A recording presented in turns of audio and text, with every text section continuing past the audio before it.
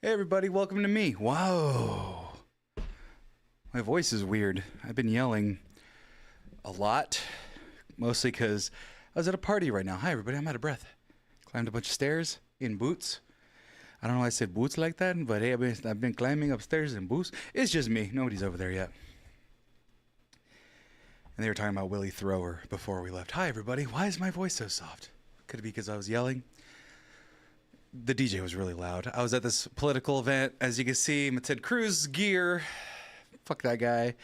My voice is soft because I was yelling, eating charcuterie, drinking Dirty Shirley Temples, which, boy howdy, what a name for a drink. It's not a very good one. I don't know why I've been saying boy howdy a lot, but my girlfriend's amused by it. So it's around to stay, even though it's subconscious. Isn't that right? Nobody. Exactly. So yeah, I had just been running around, living my life. First day. Hello. Housekeeping. Who goes there? Hark. What's really creepy at that point? I don't hear footsteps, so it's probably Jordan. Are you gonna make me get up to go see who it is?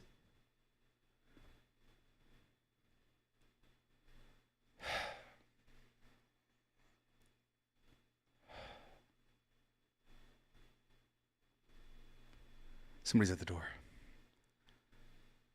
I guess I gotta go get it. Swipe up to go home. How about I just go home? Seriously, somebody knocked? I don't know. Hey, ghost, keep him company.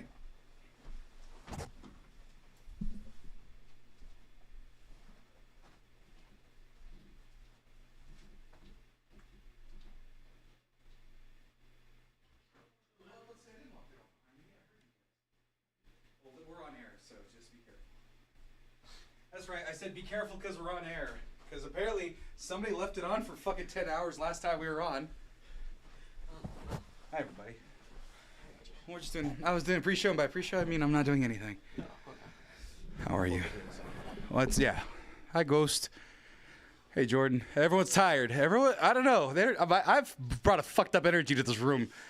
No, we're just sleepy. Okay. I think everyone says have to work. Oh yeah, that's what I was talking about. There's TJ. He'll be over here on this side. I'm not a Blaxcellence. I'm not invited. No, get out. And Jordan, you can come on. What? You out of breath? Okay. Yeah, bro, it's not easy. No, they can't even hear you.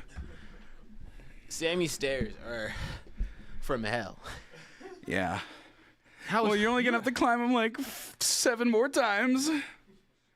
Cause then I move. What are you guys gonna do without me? Isn't that gonna be weird? You gonna be talking to this guy? Yeah. That's fucking weird. They already live without me. I know. I don't do the shows. I was sick last Thursday. We out here. We out cookout party. How'd they log in and stream from my empty apartment? Woo! Lease is up. Nobody wanted all my shit, so I'm taking it. They're not gonna know what to do. But I was bringing fucked up energy because I just got back from a work party thing that I was an hour and a half late to because of traffic. And I also had to deliver action figures because I had to sell a bunch of them because I bought a bunch of them and I'm in that business of eBay. But I had to get my business out, and so I had to do that. But then one of the boxes I had was too big for the thing, so I had to go run around. And then I got thirsty, so I got A&W All-American Food Brew Beer. Where'd you get? There's a Long John Silver A&W mixture. You were down south. I was south. So that's off Ben White next to the Yeah, don't tell them my secrets. No, I used to live over there. Well, they closed down for renovations, and I think they're more gross. But I got some fish, and I was like, I'm already down here. It's already going to take me forever to fight up north to deliver these packages. So, yeah, you can find me on eBay when I'm gone. Point is, y'all are here late. Let's get to the show.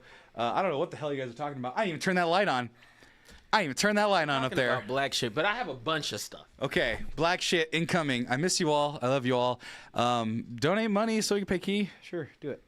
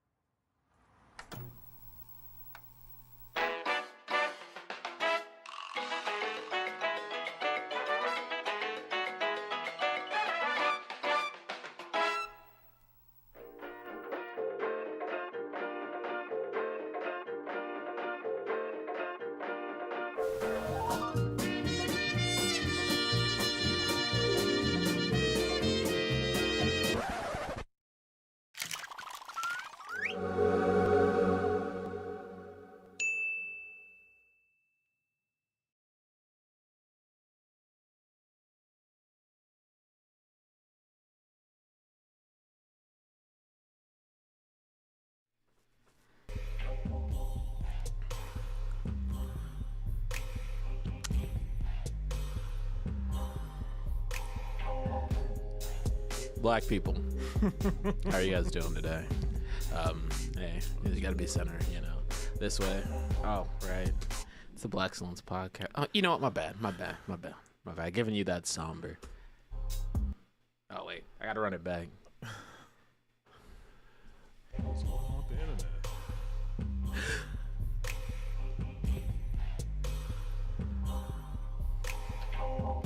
Black people. Okay, black people. How you guys doing? Look, you getting this on a cold. I don't know. I feel like winter was delayed here, so the vibes you're getting are us finally hitting winter and being very, very sleepy. But we can get ourselves energized up just for you. We had, life that led to the show being a little bit tardy, but we're running on CPT time, so it's gonna be all right. But don't worry, we are keeping it beating and moving in today's show. So we got a lot for you, a lot of things that Jordan didn't get to talk to that I did want to give him an opportunity to talk to with restraint. But hold up, you don't know who's here. Hi. That's all you get from me. Yes. Hello. Hello. Inquisitive. Right. But yeah, what's up, y'all? I don't know, man. When you get into that phase where you're just like a day where you just tired. Oh, That's yeah. me today. I'm tired. Catching up. I could take a nap again right now. Well, yeah, we're gonna have to for a good while. Yeah. Until the next day. Yeah, until the next day. Wake up in the middle of the night, that's your ass. Yeah, we out here. Oh, look at that. Bad G saying, I see the 10s came out to play today. And I said, yeah. Yes, sir. 10s across the board. 100%. And where's the skeleton? He's an 11. Or she. We don't really know the gender of that skeleton. Intersex. We'll keep that, I guess. Yeah, keep that true. But, what's up, y'all? Honestly, there's a lot for us to go over the show today. Right. And there's a lot of things y'all sent in. Hold up, is the chat working now? The chat is working, I do believe. Cool. Yes, it All right, is. I got to make sure you're good. You know what's so funny? What's that? You and Tommy, they're like, y'all are the type who y'all will not be like, okay, the things, bro. Y'all will make sure y'all can see the chat before the show starts. Absolutely. They like to engage, and we love to engage with y'all. So make sure y'all say what's up, say holla at us. We So, engage is a little stronger word. entertain, Like to tickle the ball a little bit. Okay. Yeah, I'll make it. But so for someone, you know what, Jordan, I'm actually a little upset with you. For someone who's you always do this, and this is why it upsets me. What are we talking about here? You out here, and I know you, all right. You get and you do this thing where when the Eagles are losing, that's when I hear from you the most. But when they winning, you like, nah. I've been quiet. I'm watching from the shadows. I've been quiet. You've been real quiet, inquisitive, if you will. Not even inquisitive. I've just been quiet. Look, let them boys cook. I have nothing else to say. There's no words that needs to be expressed. Let that action be about all the words that needs to be expressed. So we good. See, that's that shit I hate. Because you know that if the Cowboys in the playoffs, it'd be a very different If the Cowboys energy. in the playoffs, I wouldn't be watching the playoffs at all. Yes, you would, but only because I want to see, opinions on the our side of the ball out of the way. Who do you want to be coming out of the who do you want to be coming out of these weeks and AFC games? I mean, obviously, it would be my team, of course. No, AFC games. AFC. AFC. I mean, the Chiefs and the Ravens. Let's see that matchup again. Cool. I'm thinking the Texans are gonna do something that's funny, and I would love to have a Texans Ravens championship, but only because let's black out the Super Bowl. Black out the Super Bowl. I can see why you want that. I mean, logistically, that's not possible, but No, see logistically it is. What are you talking about? So, How? so if the Ravens You think the Texans are going into Kansas City and winning, beating Kansas City? well, I Is mean, that what you're trying to say? that's what I'm trying to say. That's what I'm Ooh-wee. trying to say. As, But as Jasmine Crockett say, "Ooh, child."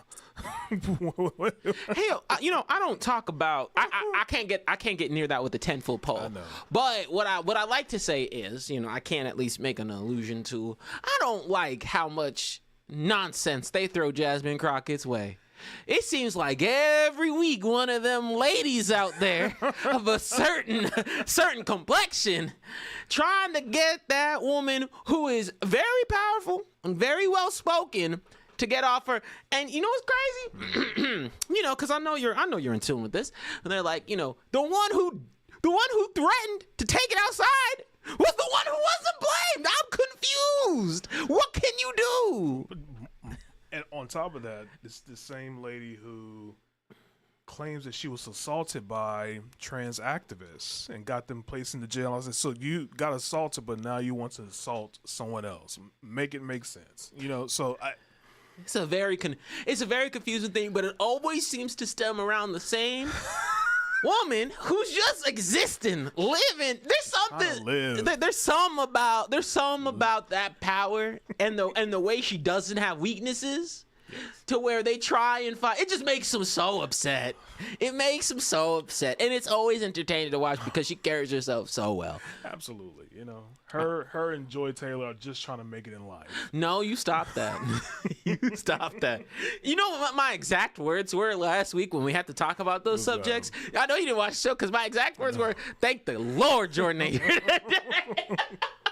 This is Jordan's subject to a T. If I had energy, I would. But no, I don't have that energy. As soon as that Fox News came out, I said, "Oh no, Jordan's brewing."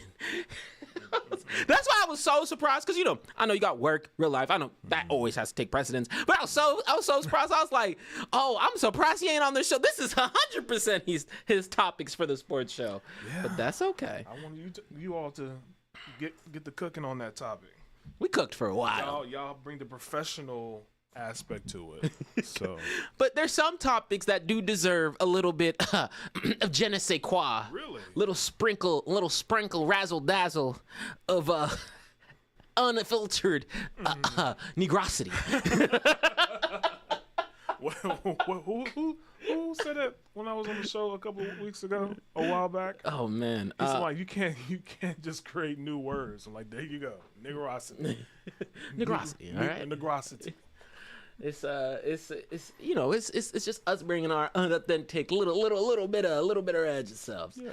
But okay, so I do have quite a bit of stuff that the team, and by team I mean our lovely folks who have been our fans all week, have dropped for us to chat through and talk. And I'm talking, they've been building up for Blaxcellence for the last few weeks. And so don't worry, y'all. Anything we missed today, we've got a couple more sprinkled because, I got to cram in, two before, during next month because it's Black History Month and it's the last Black History Month. So I got to make sure we do it. And I'm going to try and do it big and do it fun. So there might be some, because I don't think you were on the last one where we did Black Jeopardy. So I got to make sure. I was on that one. You were on the Black Jeopardy one, right? So I got to bring that back with a lot of ferocity. No, you were. Yeah.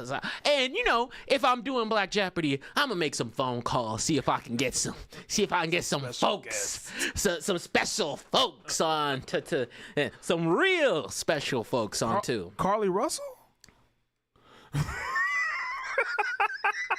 So shut up. So here we go. What I'm gonna do here is I'm gonna go ahead and pull up a couple of those topics that folks had shared my way, so we can start to chit chat about the things that you had that you had maybe not seen in this Discord. And this is coming straight from Senior Two Phones. I promised you I'd chit chat about it. I'm gonna go ahead and pull this article up. But oh man, before I get into everything, hey Jordan, how's life been treating you, man? Good, just quiet. But you like quiet sometimes. I like it all the time. Nah, you like a sprinkler at you, but you like quiet most of the time. Yeah, most. You know what I mean? Because hey, there might be a weekend where you like, let me go out and about, but I know you like your peace. Absolutely. And you know what? I like to ask this question to people because, oh my God, I was thinking about it today because our lease is coming up in the next few months, or not, in June. What's your motivation to move spots? The neighborhood, absolutely. Neighborhood, price. I think those are the two factors when it comes to moving to a new spot. And what would okay, you know, I'm not gonna doubt too much where you are. What motivates you to move from your current spot? Do you like where you at? No, You don't. I don't like where I'm at. So you would adjust. Yeah, I would adjust. I would go somewhere else. Have you done all sides of town yet? No. What is that? What I mean by all sides of town is okay. I get what you're saying. because I mean I've stayed south central. I've stayed south central, north now. Right. But I haven't done east or west. You know, right. so I've been very like lateral Linear. and I wouldn't it, say linear. yeah, Up and down. I mean, same. Yeah. So I said that if I were to like jet, the problem is, you know, I like north. I like It's convenient. it's convenient. I like where I'm at. Yeah. But if I've seen your apartments. if I had to, say it like that. Right, you haven't been to mine. I said if I had to jet, I don't. You know, it's like because East would have to be like east, but like closer to downtown. But I don't want that because I don't want to live downtown anymore. Yeah. And I've told people this before, but if I were to live downtown, I wouldn't live downtown somewhere in Austin. I want to live downtown, cause I would want to do it in another city. Yeah. Like, cause that would seem more. Like to me, I go Austin downtown. I'm like, cool, all right, let me get my ass out of here. Yeah. Cause nothing's too far. You're not too far from downtown. Yeah. And they shit west. They ain't jack diddly shit west, except feeling more wealthy, and then more wealthy people are bored. What's west of here? West of so I'd say west of Central, which I mean I'm talking like the hills, and you start to get into like like the nice neighborhoods. There's apartments over on 360, you know. So so that's what I'm talking about. Okay. Like Yeah. I've been in that area. Yeah. Rich. Yeah. It's a little more Gated communities. Yeah, What is a gate? That's a question. What is a gate? What is a gate? But I'd also said, you know, what is it? Leander Leander? Leander's far. Yeah, it's past Georgetown. No. Leander is that way. It's past. It's like you're heading up to. Do you know where the H Mart is up there? No. Oh, okay. It's Like Lakeline? Yeah, Lakeline. Lakeline. okay. Past Lakeline is okay. Leander. I did not know. And that area is nice too. Like it's actually really, really nice. It's just out of the way. Yeah. And they don't have a hub like the Domain to kind of facilitate that. Like if I have an inch to scratch. I don't want to go downtown, so I have my own local downtown near me. More convenient. And I just think they need to do more situations like the Domain all across Austin to make every place incentivized. Yeah. Because, you know, I've been to Mueller recently, and Mueller's very, Really very nice. nice. Yeah. Very, very nice. It is. So that would be the East, but Mueller's. I couldn't even afford to breathe. Couldn't even afford to. Mueller said, I don't think you're allowed here, boy. I said, oh, all right. Serenity, they like hills because they can look down on those poor people.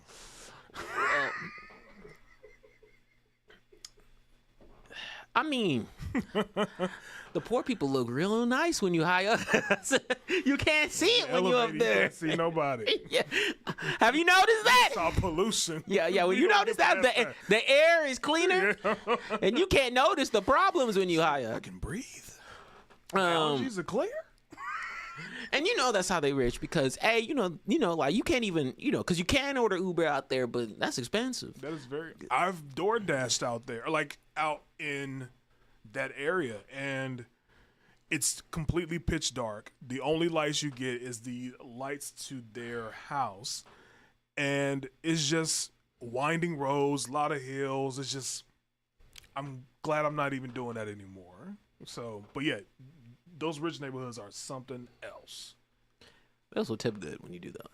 What's that? So that's where you want to get the Uber. Because I did Uber Eats too. So I was like, But if you're gonna do that, if you live in those neighborhoods, you're gonna DoorDash. You better tip well. Okay. I mean, because they do. They usually do. Not all of them. I said, for my luck, they usually do. But there is like a transition point where like now they stop. Like it's like there's a certain sweet spot of houses where I'm like, yeah, because Open the door, nigga. That's why I think some of them surprised. But now they but needless to say, we had a couple of couple of very interesting developments that have happened in the black space. First and foremost, coming from Senior 2 Phones, my bad. I did a little build up, then we got sidetracked. TikTok prankster Wolfie Coletti, aka Charles Smith, has faces a felony charge for spraying bug spray on supermarket produce. Now, let me put you some context here, Jordan, because I know you didn't see the video. Okay, time out. Can I answer this question? Where's Tommy? The nigga ain't here. If one of us ain't here, I don't know. He gone.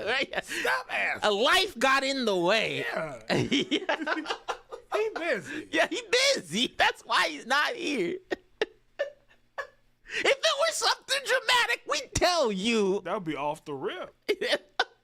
A disclaimer. I don't hate y'all asking, but I just be like, what y'all expect us to say? Where Tommy at? Building fences, Yeah. man. Leave him alone. Same question is like, where Jordan at? Nigga's busy. I don't know. Can't trust nobody. Yeah, that's true. Joaquin. Because I don't know how I'm supposed to answer that question. You can't ignore it because they're just gonna keep asking. Yeah, again, because again, you're like, again. oh, if you see someone who's not here, assume they just busy, y'all. They can't make it. Yeah, Okay. they can't make it. They send their regards. Yeah, they especially said they regard, especially Tommy. Tommy don't give no explanations. I'm out. Yeah. Oh, okay. Cool. Cool. I'll see you when I see you, brother. Yeah. That's what you just have to do. No negative to him. He's allowed to do that. I was like, I'm giving y'all the same. Like, the question always gets answered the exact same way. I don't know. We're gonna continue to answer that way until further notice. Yeah, let me give you the range of how explanations work. Tommy don't give nothing. Jordan just don't give nothing. And I tell you what, I don't really give that much either. So usually it assumes we're busy. Just giving you a hard time. But yeah, don't love this. So to give you a bit of context here, because I don't think you saw the video and I don't think I have it. But essentially what happened was he went through a store and he was spraying bug spray on all of the produce there. Now granted, I'm not defending him here, but he did buy everything he sprayed it on. Right? Don't matter. But it doesn't matter. Yeah. And you can see that Why? What was the point of doing that? it was a prank. What was the point of the prank? That's you're getting to my thing. Right. What was the point if you're gonna buy everything? Because there's no pranking. It's shock factor. It's like it's shock factor in the sense of, cool, you see this shocking thing, and then you remediate it immediately. Which, hey, we've made progress in the prank world to where they've actually remediate the problem quicker. Right. But it's always a matter of like people forget pranks are supposed to be harmless inherently. If someone in that split moment of time, like, because you're spraying it. And you're doing it in a sneaky fashion so people don't see it. But you're recording it, but you're doing it in a sneaky fashion so people don't see it. The problem is, if anyone ingests those types of things, that's problematic. How long did it take for you to go back and buy these produce? Did you just spray it while you were filming it, and then once you were done, you went back and took all the items that you sprayed? Was this like immediate, or was this a delay, like a 5-10 minute delay? Because although it may be small, somebody may have bought those items that you sprayed. And they could have got killed. Or they could have got sick. So I'm just still trying to wonder the point of this prank.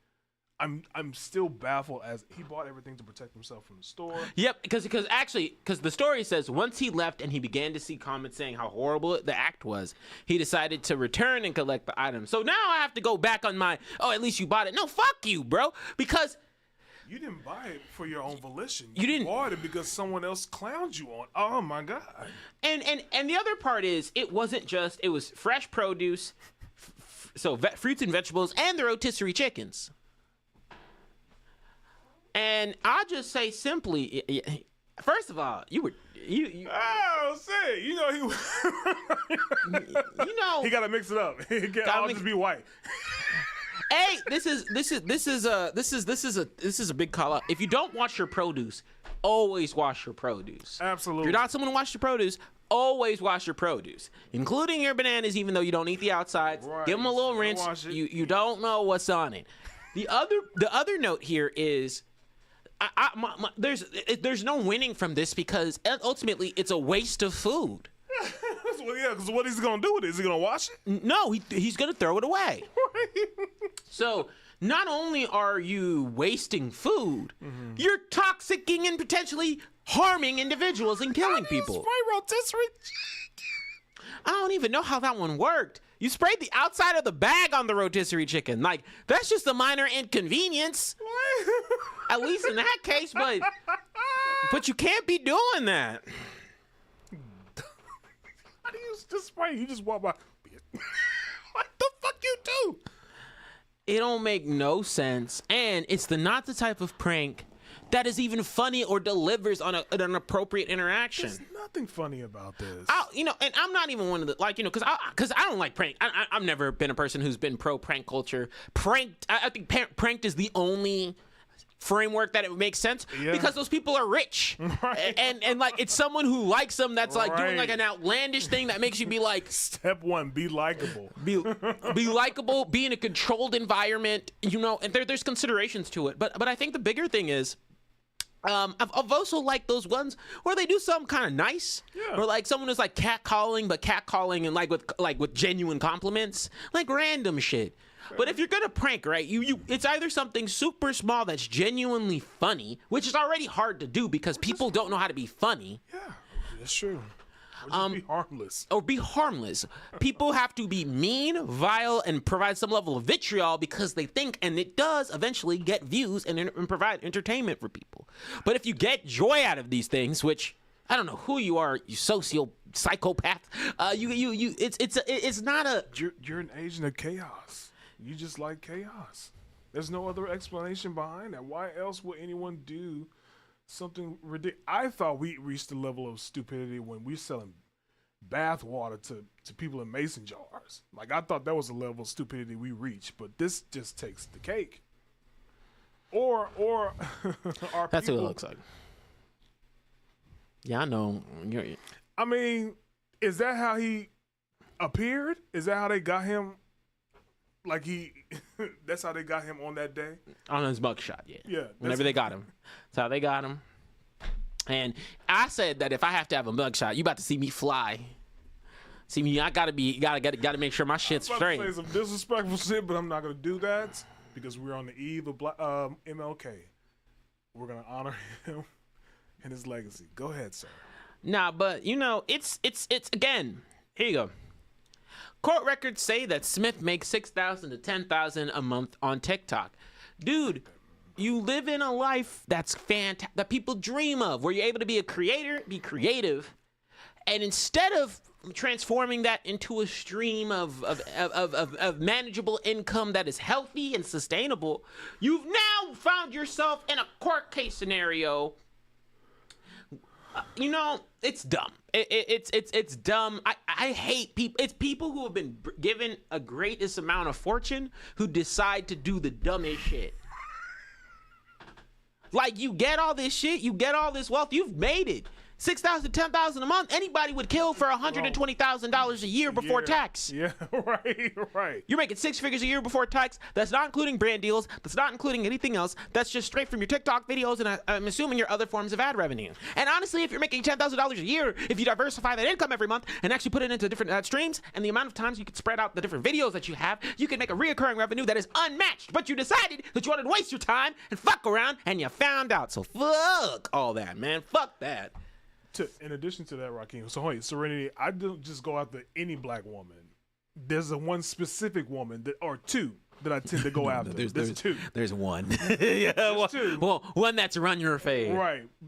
That's one. The second one, to Rakeem's point, is not even just that of poor mothers or poor families who have to go there and eat that food, but the fact that you chose this as a form of content. Are we at this particular point where I will say this? not even just that. I used to be so intrigued about that Chris Hansen thing, you know, when he's to catch a predator, because he was working with law enforcement to get these individuals off the streets. They need to be put behind bars. And I completely 100% agree, and I love the work that he does. But then now we're making content to where these random folks, not part of any organization, going up to these dudes and just beating them up because you place them in a hard spot. They can't call the police because they did this. So now it's like giving them opportunity to beat them up. And I'm just like, is this the content that we're now subjected to? Because don't make me sit here, man. Don't make me. Because what was it? I think the most recent one that I read was about some 22-year-old and 18-year-old. Now they're just doing it to do it, right? Because you know, look, that's what I think I've always said. It's like if you're in college, that's just college age, right? Yeah. That's just like, it's like, oh, hey, like that's the range is 21 to 21, 22, 18, 19 is when you're in college. Well, I wasn't talking to freshmen when I was a senior. One my thing. Right. That's not unreasonable. That's not unheard of. Right. That's not illegal. Right. Can't just knock niggas out because they're trying to go on a date with someone who's of college age. Yeah, but I just don't get that type of content now. But we're celebrating it because, of course, the subject in that situation, it's dealing with child predators, you know, stuff like that. But still, it's we're subjected to this type of level of bullshit. So I'm just because it's not in a Monique. It's not. It's not Monique. Because it's not in a protected and filtered perspective. Like you know, hey, like at the end of the day, like don't get twisted. I'm not about to sit here and defend anyone who does those kinds of things. Absolutely not. However, and if they were, and of course, there's a different route of like you're not doing it out of the genuineness of your heart. That's the another problem. thing. Absolutely. Because to be honest, anyone that you have these records against, you submit that to law enforcement and you call it a day. Yeah. You can have and work ways that this feels genuine, or you know what? If one of these sites doesn't do the beat up per se, right? Like, because you don't, like, again, there's a facility and faculty for these things, but they were to submit this information and all their ad revenue went to people who suffer through abuse and things of that nature. Then you know that you coming out the gate and you being for real. You being for real, right? But they're not doing that. People have continuously, yes, we've been in a world where people thrive on negative connotations for implicit value. Yeah. They find joy out of other people's suffering. And it's sickening in the sense of like, you know, and I think that everybody has something that's kind of funny in terms of, oh, hey, like seeing another team that you like lose. That's funny, but that's not harming anyone. It's a game. It's a controlled environment. Yes. But that was one of the questions I want to ask. I'm going to wait, but it's just go off on him, Serenity. Absolutely. But it's just going back to this guy again, just ridiculous. How do we get to this point? And even I thought Cotton Sinet, when he was giving away those PlayStations, I think, in New York, I thought that was ridiculous. Even though I get it, I thought that was ridiculous. This is just like the guy that's in Korea, the brother there. Yeah, we talked about it, Johnny Somali. Yeah, that dude. Like, what's the point of doing this? Because it can't be no longer about clout anymore. It just can't be about clout. No, it is enabling people who have a delta. That's mental. That's something that's an illness. That there's something erroneous that has been disconnected from their upbringing, from their race. Because once you get that synapses, right? Once you get that joy, that dopamine. That adrenaline rush from doing these activities, you're like, I'm untouchable. Yeah. And you know, some people get it from alcohol, some people do it from doing dumb shit. Yeah. And I want to be very clear here. I don't want to put Kai Cenat in even close to the same camp. He wasn't doing a prank. He was genuinely trying to. But he was a young dude who didn't know the implications of his impact, right? That's a very different thing than someone intentionally being malicious. And I don't care what you say. I'm not stupid enough to. Like, that's some shit that you'd be like, oh, okay, cool. Like, you want to know, that'd be some dumb shit a 10, 11-year-old would do. And you'd be like, oh, my God, I didn't see my kid. He was doing something really stupid. Like, you know, that's something that someone who isn't 27, by the way, 27 years old, So he's in my camp. Now he's in my range. I'm not 27, but he's in my range. Where I'm like, no, you're my generation. You should be stupid. I'm still just trying to figure out why. The why is the most important part of this whole story as to why do this in the first place. What was the meaning behind the bug spray and is it because of pesticide situation? Like, oh my God, you got to make sure you wash your fruit. I don't know. It's just the why is the biggest thing I am curious about in this situation. Fucking guy, man. He looked crazy too. In that damn mugshot, he looked the mess. I don't know. Did you show that picture? Hold on, let me go back to the article. I got you. Yeah. Nah, he looked like someone who'd do that though. You know what I'm saying? He looked like that. Looks like a match made in heaven. He looked like he was sniffing that bug. Fucking bro. hair split apart like the Cynthia the dog. Bro, like that's a Batman villain. You know? That motherfucking hair. Look at that man hair, man. Bro. Look at that dude hair. Nah, bro, that's not doing him no good. That's not doing him no good. Clout is the worst drug, Juke. No, because I mean, I could, and don't get it twisted. Again, I could totally imagine a world where, I mean, to be honest, not really my mom would have slapped the taste out of me, but I can imagine a world where, like, me being famous at 13 would make me think, like, I'm some hot shit. Yeah. I would never harm people, but I'd definitely be like, oh, yeah, like, I'd be some hot shit. I can talk which way I'd want to. Probably wouldn't be the best person to be around, if that makes sense. Probably. I don't think anyone is, like, right? Like, if you were intercepted at that young age. Now, there's people who know how to move with it and be appropriate and you know how to be humble about those things, but it takes a hard thing to be humble and rich, you know? And the other part is there's people who are assholes online who've course corrected. And while it doesn't justify your previous actions, I don't know why I thought Shane Dawson, like, that's the wrong person you want to break up. No, that's not the right one. But there was a guy who was wasting food, like, and he used to, like, he was this dude who would waste like shit tons of food. Really? Like, and he was just making these food videos, and no one, and then you know, he has completely shifted his angle, and it's been like, you know, he did it for like a year or two or whatever, got himself famous. Then he shifted his entire angle to be, you know, the exact opposite. Nice. Provide food for shelters, because it wasn't even like, again, it goes back to the, let me pull this up. It goes back to the entertaining thing where it's like, who waste food. Yeah, it was Weisel Dodd. He used to do, let me see his videos. Because I know food waste isn't a big thing to everybody, but I am someone who's like, you know, like, and don't get it twisted, you know, I'm not always, like, no, I'm not good at produce sometimes. I get it. But clearly wasting food? Nah, I've never been someone who's... No, wait. If the food is nasty, you would waste that. If you got... Are we talking about just going to the grocery store and getting that type of food, or we're going to a restaurant? Oh, well, a restaurant, you know like, you know, that's a little bit different. But, yeah, no, I think, how do I put it? That is a little bit different if you're, like, at a restaurant. But even then, even when I don't like something, I'll usually try and finish it. I have very few. Hell no. I have very few. No, let me phrase that. I have very few things that I'll full out toss out. But if it's like an unhealthy thing and I don't like it, I don't eat it. If it's like something like if it's vegetables and stuff and I'm like, I just don't like this balsamic taste or something, I'll still stomach that. Because it's like there's like I have it's vegetables. You can still tolerate that. There's a net benefit. Yeah. But if like I ordered this Philly cheesesteak one time, it tasted terrible. I didn't eat it. Like I'm not like it, like if you're not gonna taste good. Yeah. No, it wasn't from a place because there's actually. I mean, I should probably tell you, like, man, there's a delicious Philly cheesesteak spot. I thought you were about to say Charlie's.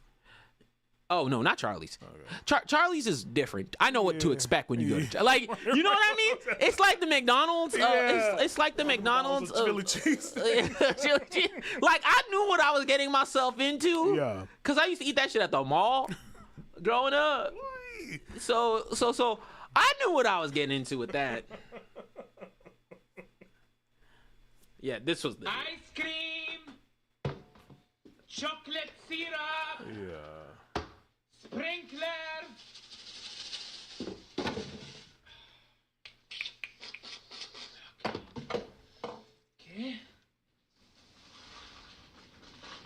Perfect. Ice cream. See, you just. Come on, guys. We got like 6. Why So are he you just. shitting Oh, towards hey, yourself? whoa. Whoa. No. Hey. Whose algorithm is that? Whose algorithm is that? Are you watching Spank video? Yeah, how we go to food from food to ass? What we doing here? God damn, that can't. Ooh, wait. That thing sitting up in there like a bell pepper, boy. Let me run that back. Right.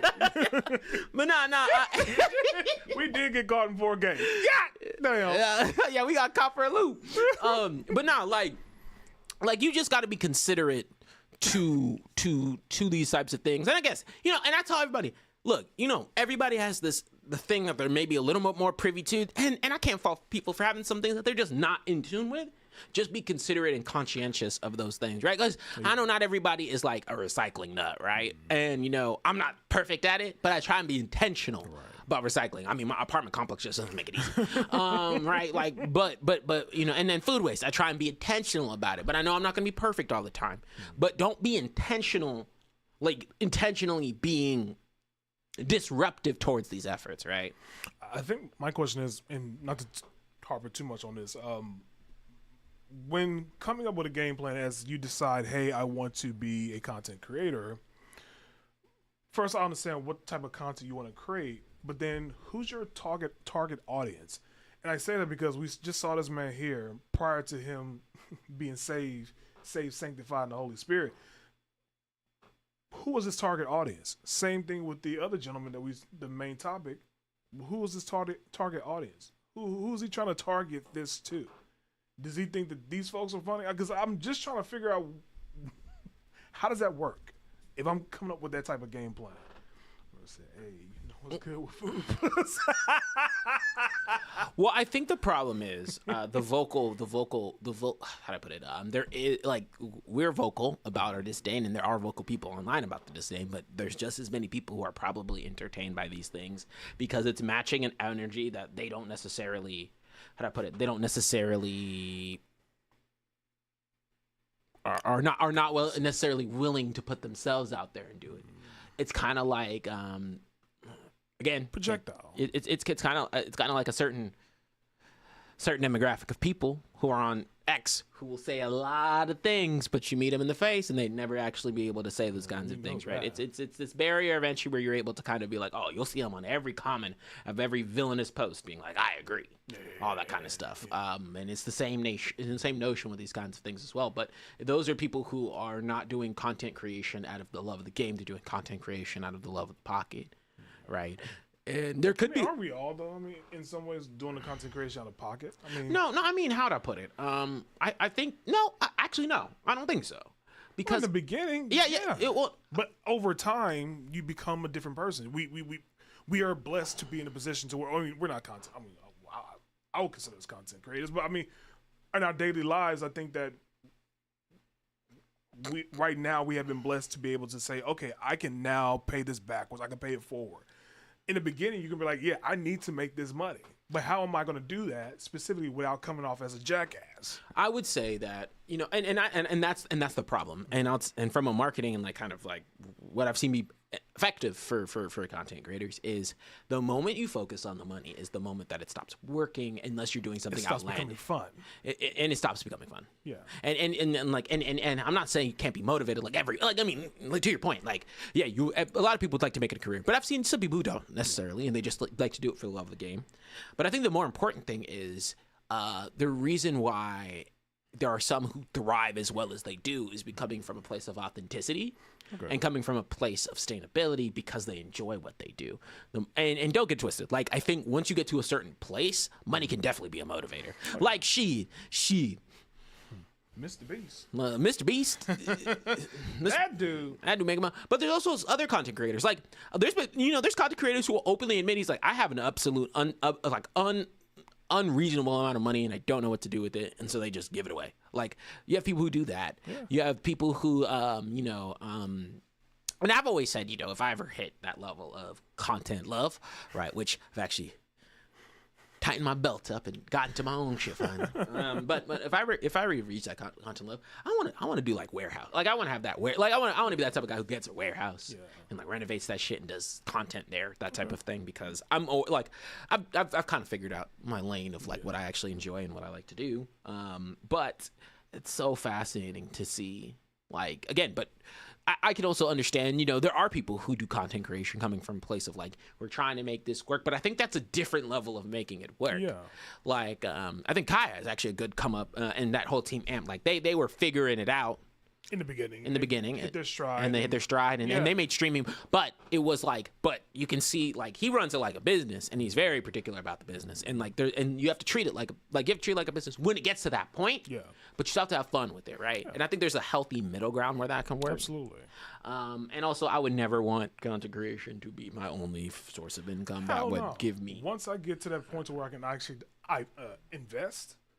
Absolutely. I would say like I'd probably keep working a daytime job for the health insurance. Right. I actually had a conversation with a friend of mine. Said if I win the lotto, I'm still working. Yeah, I'm not trying to have no one on my bang. I don't care how big that jackpot is. I'm still working. Yeah, I need people to not know I have money. Right. I'd literally pay my company, be like, hey yo, don't ask questions. Yeah. Make me part time. Yeah. let's make this, man. Help me, help y'all, help us, help. Mr. B's next video. I gave Black America reparations.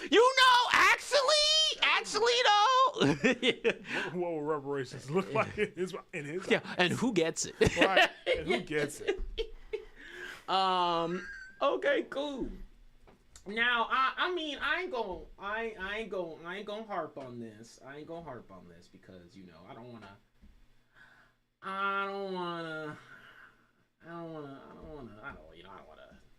drag him through the mud. Who, me? You said drag who through the mud? I don't want to drag anybody through the mud. But I do have to talk about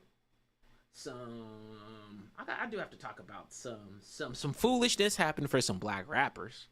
Oh my God. Cause I'm locked up, won't let me out. We got two, not one, not one, but two people who decided to throw themselves into the wolves of foolishness. One being, again, I don't feel any joy from this. But seeing TJ's toes on the table tap dancing. Shut up. I don't get any joy from this. I don't like to see, because I know how impactful this person is to people, right? But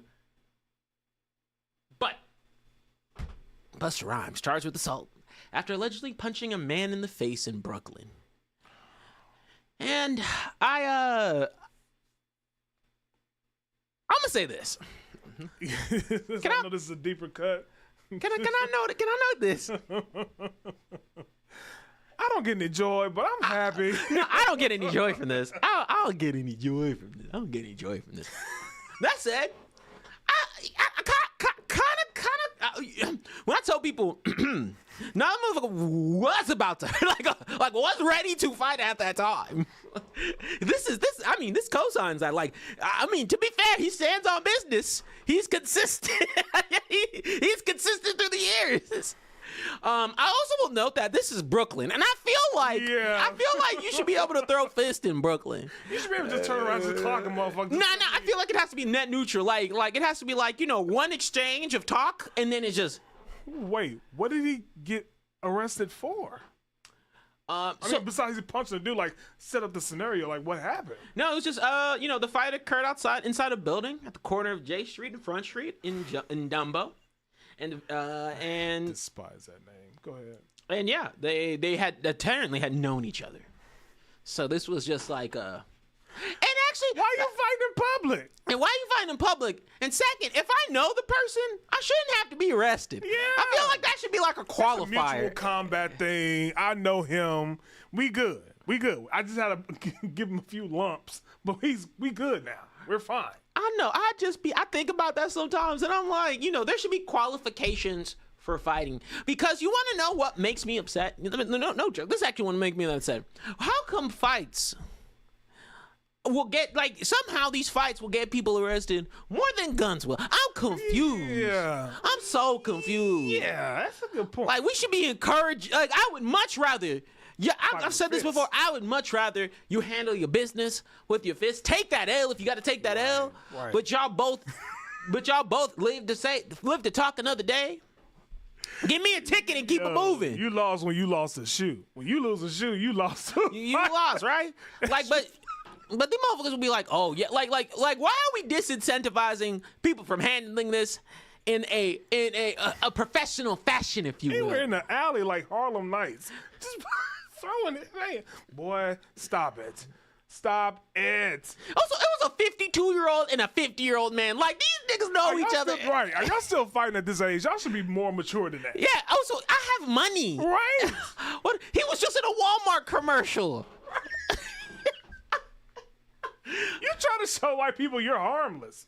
Yeah, like this is not for the is bad. credit, bro. Busta Rhymes, you should take notes out of the book of Snoop. Snoop knew how to navigate this. Snoop wouldn't be fighting. Snoop would not be fighting. I was like, man, who could have mentored that man that sprayed the bug spray on the fruit? Busta Rhymes could have mentored. Never mind. Nah, I mean, but like, you know, but I will say that this one is more in the camp of I don't like this because hey, it's two 50-year-old dudes in some corner fighting. Leave them alone. wrong for Literally, if you wanna, we ain't gotta arrest them. Just give them a fucking. Let me go. Just go. Go your separate Yeah, ways. just go. hey, here's a ticket. Don't do this in public next time. Keep it Yeah. moving. Don't be out here blasting this all about. And then, you know, because you want to know what this encourages? It's like, oh, well, if I'm going to go to jail anyway for fighting, just dumb. Just downright stupid. Just stupid. That said, Method Man. It's kind of disappointing. But He was involved in an assault. not at Crunch Fitness. Crunch Fitness. So, let's go ahead and see the context here. He making minimum wage. No, I don't think he. Wait, yeah, Method Man punched some dude who ain't making minimum wage. Might be the case. I would see better at Gold's Gym, maybe. But Crunch Fitness? You know. Oh shit! Go ahead. I'm sorry. Go ahead. Actually, I got what you. I found. I clicked you. Crunch Fitness is the It- Waffle House of the fitness world. It's not exactly expensive. But hey, he might like. But you know, actually, you know, I'm gonna defend him a little bit. You know, Okay. sometimes people do like that more like low key entry, like you know, because that's Okay. you know what I mean, like Yeah. like because it's like you know, because you know I go to Big Tex and Big Tex isn't fancy, Yeah. but it's not cheap. It's just not fancy. Yeah. You know, and so But you're gonna get a workout in. But you're gonna get work out of it. And trust me, I've had a lifetime membership. Yeah, that was so expensive. I don't like. Lifetime was nice though. They had sauna, had on not. But 53-year-old Method Man Another old nigga in the club. allegedly punched Patrick Sequoia, 28, in the face 7 times. The close. First of all, how'd you count? Yeah. Yeah, 1, 2, 3, 4. You could get 3 more. Oh, you open hand? That don't count. You That have don't to count. close fist. Yeah. Why'd they have to specify with a closed fist? Like we didn't assume that if I'm getting punched in the face, it's gonna be with the closed Did you fist. just let him go rapid, just back to back without throwing any hands? And apparently, the alleged assault was a result of a relationship Sequoia had with the rapper's daughter more than a decade ago. So the alleged victim reported Smith had brought pain to his face and felt dizzy, but refused medical attention at the scene. What? That must have been some sort of relationship 10 years ago. Apparently, Method Man wasn't arrested at the scene, but he wasn't arrested. And hey, that looks like a nice Crunch Fitness though. That looks like an unassuming Crunch Fitness. You know what I mean? Look at that right there. That looks like an unassuming Crunch Fitness. That said, to your point, right? Hey, I'm so sorry. Go ahead. hey, I don't know what happened between, you know, his daughter and this dude, right? And there could be a lot of reasons, right? Yeah. To be honest, be honest, I'm not even gonna fault Method Man 100% on this one. You should not put hands on people, but I really don't know what happened in that relationship because, you know, to be honest, if I had a daughter, and it don't matter if y'all dated when she was 18 or she was 30, if you did some heinous stuff and I see you in the flesh, I might have to catch a sight. Yeah, I might have to catch a case. But there's a limit to the heinousness, right? But again, Method Man has money. So, Right, again, but this situation here is so different because although both individuals threw hands, one got arrested and one didn't get arrested, right? Method Man didn't get arrested, right? Or yeah, he did. I guess, and this was also by the NYPD, so I really feel like they just kind of pick what the nigga actually punched him 7 times in the face. What are we talking about here? Just let it go, guys. Just go. Just go work out another Crunch location. God damn. Show that Crunch location again. You out here being like that. That's not a bad location. That looks kind of nice. Why it look like a fucking Popeyes? That kind of looks nice. You know what? I'm gonna let it go. I told MLK before I came here I was gonna keep it 100, keep it peaceful. But he, but he does. Apparently, he denies the allegations as reported, and has been subject to the arrest, and hasn't been subject to any arrest. So, but Method Man, let me be honest with you. Yeah. Again, this goes into the same camp of. Like, I know, because I know scenarios where someone is like, you know, punch somebody in the face and that person has passed away. Semicolon, however, again, like to have some context here. It's weird. You're These are both, like, one's a scenario where it was 2 50-year-olds fighting. Leave them old niggas alone. Oh, man. And then, you know, like, and none of these were random acts of violence in the sense of, like, they didn't know that person. They were just punching them out. Right. These are both like, that dude dated my daughter and must have had to have done something. But it's having these. But if he didn't do anything, then of course not. It's that young man mentality. Like, why am I 52 years old trying to throw hands with somebody at a establishment in public? That's the other thing. I've always said, you know, if you really got beef with someone, you say, hey, you know, let's go to a boxing ring. Let's short this out. Let's go to a controlled environment where we can duke out because y'all have money like that. Mm-hmm. It's like, you know, put your money where your mouth is. But the question is, how do you get to that point? If I see him. No. If I see him, like, hey, No. I don't like you very much, and I'd like to sort out my feelings. Right. But how do we get to that point without throwing hands? Like, there had to have been some medians there to be like, okay, before we even get to throwing hands, can we talk this out? Oh, yeah. You know should what be I'm able to saying? communicate. At 52 years old, you should be like, okay. Oh, yeah, because I'm like one bad hit to the chest, and you don't know what'll happen at 50. But no, to me. Let me put some other context here. Yeah. To me, there's a qualifications here. Yeah. Because like I said, with Busta Rhymes' case, there might have been barriers, and they were like, let's take it outside. This sounds like a situation where they were like, let's just take this outside. Right. Method Man situation sounds like this was on site. If I see him, the next time I see him, I'm gonna knock his lights out. Oh, this nigga's on the elliptical. Wait till he get off this motherfucker. I'm ready. Yeah, but again, I'm not going. Again, I mean, I'm understanding enough to say I'm not blaming Method Man. Keep your hands to yourself. You're 50. But I said when it comes to pass, like, again, I know that there are scenarios. If I'm being 100% honest, if I had a kid, That's fair. and I'm talking heinous. That's Then fair. to protect, cause hey, if I put, you know, I gotta do something. What if she's like 32? What if she's like 30? Well, it said 10 years ago, so it was a relationship from 10 years ago. So he was like 40 something, but I'm talking about how old was she? No, it's because the dude sounds like he was 18 at the time, so it must have been his daughter was wait, probably it was around a that time. teen? Yeah, like 18, around then. That's what I said. Heinous. Has to be something heinous. But I'm not justifying an 18-year-old being a 10 fool. years? Oh my God, that's no. I got no, man. This kid he could have changed. He could have changed his ways. Jordan, like I said, I'm with you 95%. I get it. I'm not co-signing this, but there's a 5% thing where if you just a vile dude. Yeah, I mean, not all of us were vile people at 18. No, I was actually productive. I was like licking lollipops and chewing on bubble gum. I was so Penis innocent. bunny. Yeah. But, Like, there's like you'd walk around and flowers would grow around me. That's like, He's Mother Nature. yes. Mother Teresa. But I'm That's just like saying, alcohol. That's the sinner's drink. It's 18 years old. I mean, they have no sense of moral compass. He could have changed. So it doesn't. It still doesn't. No, time out. You do have no. You have a sense of moral compass. At 18, Yes. some of us don't. Some of I'm us not speaking do. about myself. No, but Yeah, I'm just saying. yeah, no, that feels very self. No. But You- I'm just you know saying, what I'm talking- generally. Well, I'm saying in generally. I mean, we're still trying to figure things out at 18. This man could have changed. It doesn't look good for Method Man for me. Not in your 50s beating up somebody in their 20s. Method Man said I made 36 chambers in my 20s.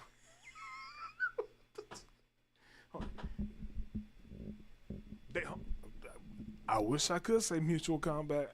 One way, were they both throw hands? Because he got popped in the face 7 times. That don't sound mutual to me. Yeah, that's what I said. Mutual combat, I'm supportive of in supplied environments. And then y'all both live to see another day, and y'all guys can go along the way. Because at the end of the day, I think people just like again, and this is why I encourage it.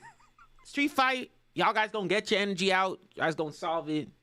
Or you might leave not liking each other. But at the end of the day, y'all guys gonna be alive to not like each other. 2 examples of nigga moments. God. Just crash outs. Just crash Just outs. true crash outs. It's actually kind of crazy. Jeez. Let's go with another story. So, this is not new. And Senior Two Phones, you know we got to talk about the new. But we did talk about this when it happened last year, and I will bring it up because I do think it'll provide an interesting topic perspective. So Senior Two Phones shared with me a little story, talking about how there was a Houston couple that was charging their guest $450 per ticket to attend their wedding. And apparently the wedding was, hey, you know what? They already paid $200,000 for the event, which covered the cost of the cake, deposit for the venue, a wedding dress, the DJ, and a photographer. And they were mad, and you know, of course, the TikTok users were very mad. Of course, this is off TikTok. It's been a while, a long time, so they took it off. But they were mad. It's like, we don't understand. Y'all spend more money on stupid stuff, but why can't you come out to support your family and your friends at a wedding? And he was very mad that this had happened to him. Time out. Good night, Batchy. Time out. So this couple was throwing a wedding, Yes. and who paid $400 again? The guests would have to pay $450 to attend the wedding. They don't even know these individuals. No, they know these individuals. Oh, they know them and told them in order for you to come, you had to pay $400. Yeah, $450 to come to a wedding. Go ahead, proceed. So, hey, I have feelings, right? So, I don't know if you've ever been part or you know, tangential to any wedding planning, right? A lot of my friends have recently gotten married. Okay. And so I've got to hear about them. And one of my really good friends, he's getting married soon too. So, you know, I'm going to see if I can help out in any way in terms of like supporting him and setting the shit up. I ain't paying for shit, but I'm setting the shit up, right? Now, I'll be honest, right? Like, being part of the wedding, first of all, different story. yeah, being part of the wedding is a whole different story. Yeah. You're prepped to pay for a few things. You got to get, usually, you know, you pay for your tux, you pay for your outfits, you do the whole 9. That I'm always fine for. It comes out to a couple hundred. And then you're also supporting the party and all the bachelor stuff. It does cost some money, but it's a good time. Yeah. And like, you're part of the wedding, you're honored, all that kind of stuff.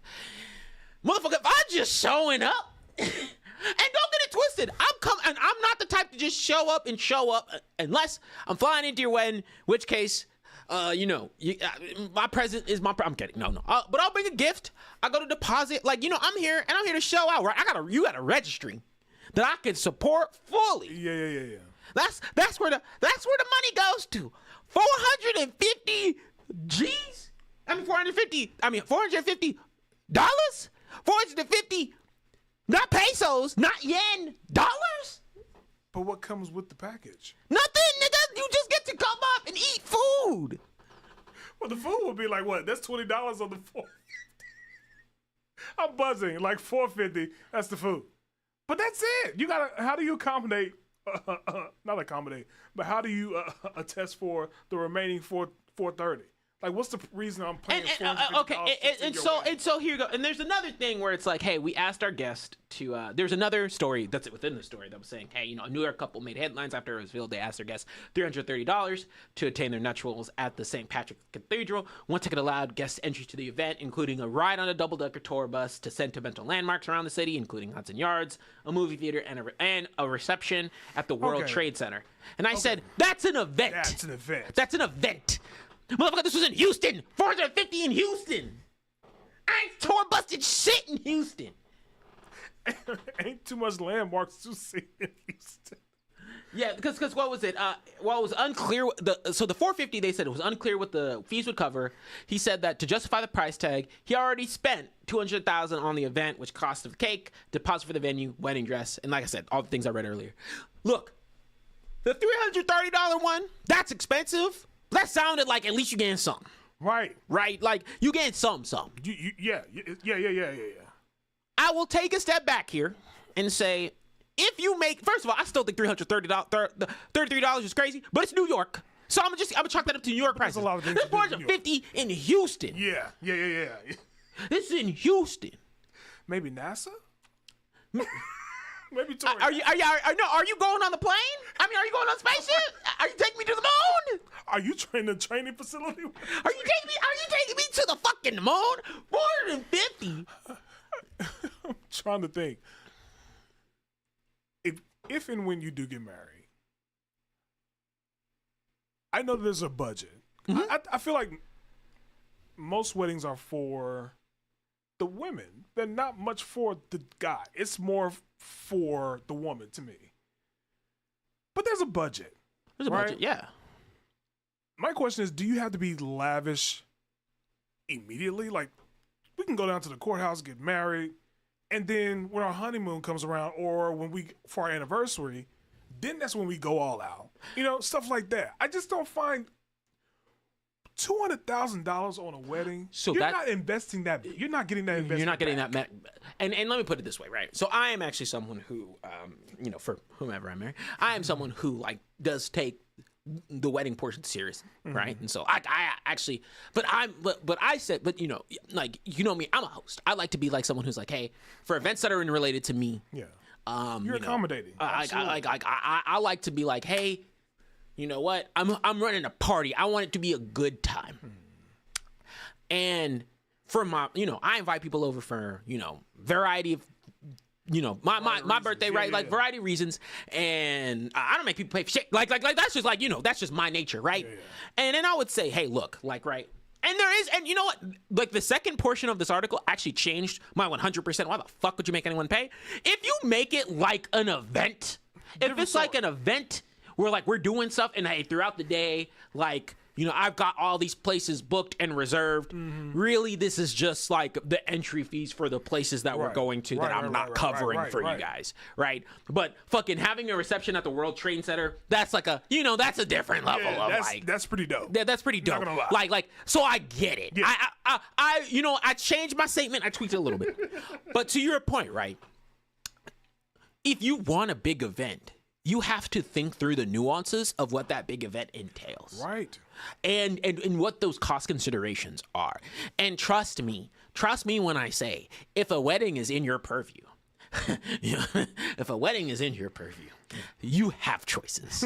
You have choices, and you have realistic budgets alongside not so realistic budgets. True. Right? And honestly, look, I can tell you from an honest perspective, these venues range anywhere from, you can get a venue for $5,000, you can get a venue for all the way up to, and you get but you could get a venue for $50,000, right? And I said, look, a realistic for me, is not even I wouldn't even, and it depends on the type of wedding too. My buddy my Indian friends have had multiple day weddings, and so I assume that's just, and one of my friends got married in California. Napa Valley. I don't even want to know. I didn't want to know the price tag on that. I would have cried. baby. I said, nah, cause I told all my friends, no matter who I'm with, don't matter if it's Miguel or someone else, we get married in Texas. We get married in the good old Texas, Texas, Texas. You know, if it was Miguel's family's from Washington, I said that's Washington, that's Seattle money. I'm good. We get married Texas. We gonna get you some tea, some sweet tea. Sweet tea, two-stepping, the whole nine. We gonna hot two like tea in the mason jars. That's all we gonna get. That's what I'm saying. You getting, but nah. 200,000, and you know my friend, and you know I get it, like right, like, and I've said it before. The most important thing when it comes to a wedding is, to your point, you can be very accommodating. If you want to have a showy wedding, that's totally fine. That's on you though. You're right. That's your decision. On you, because if you saw let me see if I can pull up the venue for like my friends' weddings. Like my friends have had really nice weddings. Before you even do that, was there any backlash to this besides? I mean, not from outside public. For the people, yes. Yeah. Yes. What did they say? They were frustrated. There wasn't like any captured statements, but he was like, you know, but there was like, yeah, there were like, the reason why people found out about this was because he was posting about how upset he was people weren't booking. And you know what's crazy? There was initial backlash to the $333 one, but they said that was sold out because it was an event. Yeah. Wait a minute. He posted online and he was upset? But people weren't paying for this $450 wedding for guests to attend. Da loca pay for $450 guests to attend. I was about to ask that question about how many people actually attend, but it sounded like no one attended. Well, I'm certain they got maybe 3. Taco Bell wedding, absolutely. Nah, bro, cause I be sitting there and I'm like, again, I feel like I'm a reasonable Negro, a reasonable Negro, if you will. I feel like you like my friends got married at the Arlo, right? That's beautiful. Like it's beautiful, it's pretty. Oh my God. And you know, and how'd I put it? They and when I say they've got how'd I put it? They had this little side guest house thing that was gorgeous, right? Like it's a beautiful venue. Oh, wow. Beautiful venue. And you know, I've had friends who there's one in Dallas. I wish I could show you the one my other friend's wedding. I mean, motherfucker had sparklers while they were dancing. The shit was crazy. Like, I mean, the shit was bumping. But you could get real nice venues, and I went for free. I paid for my fit. Yeah. That's all you got to pay for. I was part of those weddings, and I paid for my fit. Yeah, you know, and so that's crazy. You know what I'm saying? You're choosing to a 200,000 wedding. What? I'm still baffled by that. And again, I be out here saying, you know, do I know that my event one day is going to be quite costly? I dread thinking about it every day. But I've accepted that because you want to know what the entry fee is? 0. Is show the fuck up and make sure my registry is sold out. Right. Let me be very clear, niggas. Make sure my registry is cleared out. No, I don't think y'all quite understand. Make sure my whole registry is cleared the fuck out. But besides that, I ain't making people pay for shit except my registry. Have I made that clear? No. Yeah. Cause I'm trying to make this an event, right? But I want people, but like, you know, that's the whole thing, right? People are coming to celebrate you. People are coming to celebrate your future spouse. People are coming to celebrate and have a good time. And a lot of the times, like, you know, and you know, like a lot of the times people have to come in out of town, get a hotel room, stay with people. Like there's a lot of coordination. That's quite difficult. A lot of coordination and accommodation has to be made when it comes to weddings that are, I will say a lot more traveling for people who are coming from the outside. If it's not like a destination wedding specifically, if you're having someone that's traveling to you where you're at, yeah, that's a lot of work to do. But again, also, and to that point, I'm totally fine with cost being associated for a Yes. destination wedding. Yes. Let me be very clear here. Yes. If you're like, hey, we're having a wedding in fucking Cabo, we're Yeah. having a wedding in fucking in Greece. Yeah. Yeah, I mean, I'm a shell out. Yeah. Shell out. Because, A, that means, I mean, not a lot of people, and I would not, but also, I think most people are going to be like, I'm not offended if you can't make it. Right. I like, It happens. it happens. Yeah. But I'm totally fine. If that is your goal, shit, I've thought about that too. And, you know, I said, shit. I said, if the niggas can't make it to Japan, the niggas just can't make it to Japan. That's how I'm going to filter niggas. You can't make it in Japan, nigga? Okay. got Okay. it. Sure. Yeah. Broke. You can't, I was about to say, you can't fly Spirit, nigga. The Spirit don't even. Yes, nah. It's a filter. It is a filter. I ain't gonna hold you. You can't kind of sort of make it there on some pennies. It's a consider. You gotta really like me. You gotta really like me. We gotta be close friends, nigga. Yeah. That's what I said. We gotta been through battle. Yeah. We share the same wounds, nigga. That's what I was saying. I said, because if my family be looking at them tickets like, I don't know. You sure we couldn't FaceTime you? Zoom you? Can we Zoom you at this wedding, please? That's exactly, bro. Like, hey, yo, can I give a call in? But nah. That's what I'm saying. It's like, like, look. Shout out to anyone who's planning a wedding. You just be considerate to the cost, and you know you work within your budget. And if you want to do an event that's super big, no one has rules around weddings. You can do like. First of all, no one has rules around engagement and wedding. Because honestly, if I'm being very honest, I get it. Some people have a thing with being married and all that. Shit ain't gonna change in the sense of outside my taxes. Yeah, right. And and honestly, you can be a fiance for as long as you need to accommodate. It's like, hey, if you're locked down, I'm gonna just have to accommodate this for the wedding venue, an event that you want. And you know, and hey, as someone who does want a nicer venue, who wants all of those things, You want a nice venue.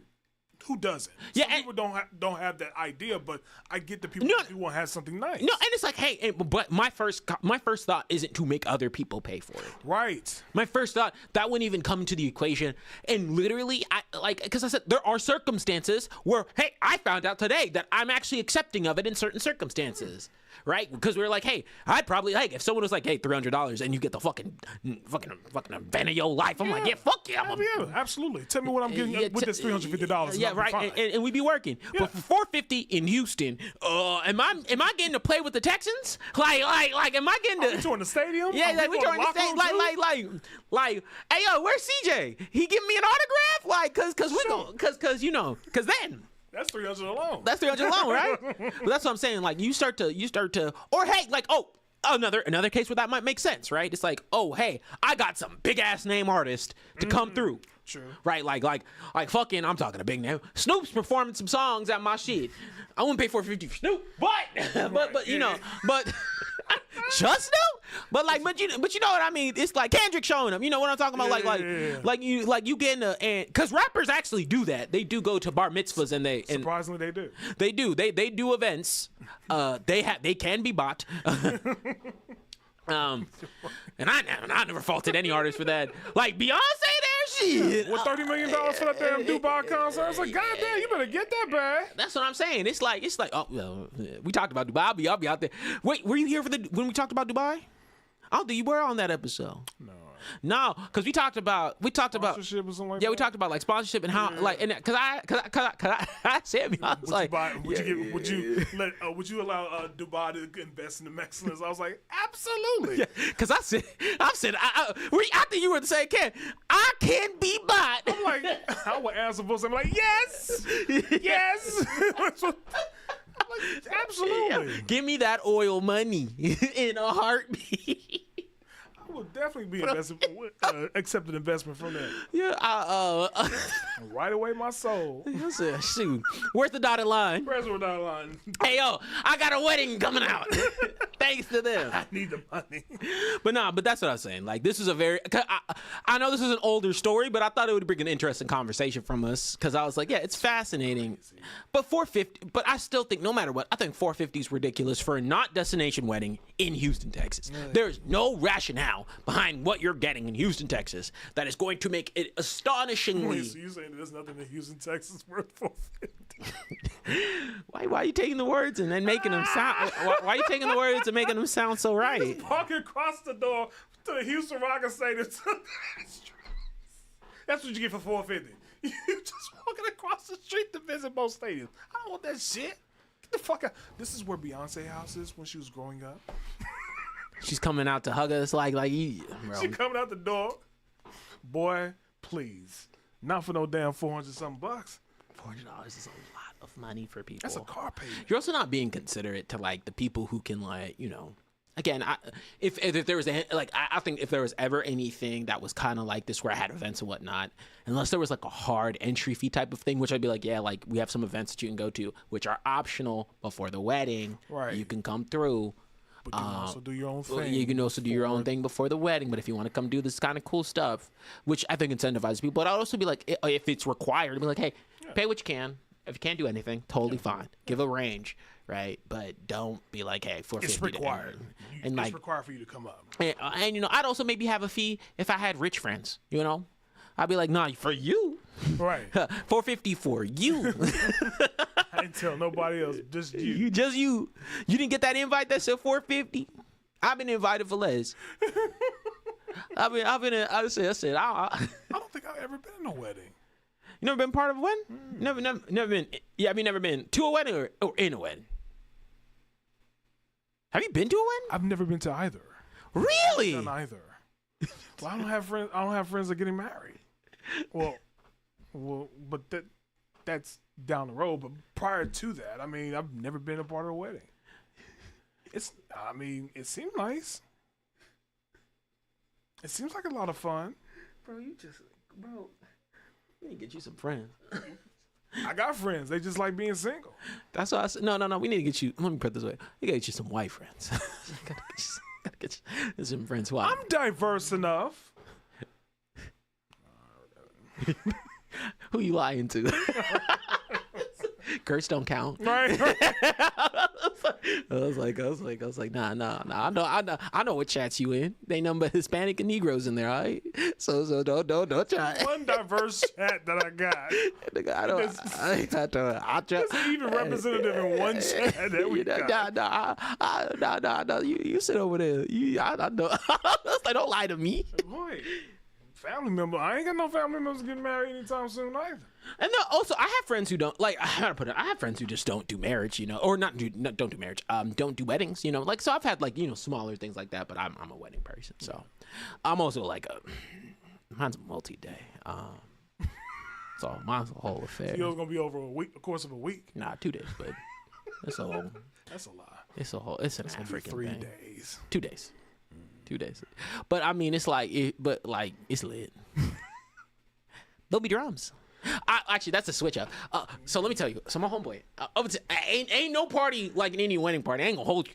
Oh yeah, I've seen pictures of. Nah, bro. So my last homie, motherfucker had a whole drummer. Oh wow. A whole drummer. Like somebody on the dance floor. And I was like, this shit's the littest thing I've ever seen. I'm having that at my wedding. So yeah, we copping that. They're gonna be like, I would tell you right now, it changed. Can I get that nigga a card, please? Yeah, bro. I said, I'm gonna have this. I'm gonna steal this whole thing. He changed the game. Wait, we got chat. TJ ain't lying. I've only been to white weddings. I'm like, is it sad that our people? Maybe does it sound like our people just don't get married? We just date for a long time. Yeah, we just kind of slip into it.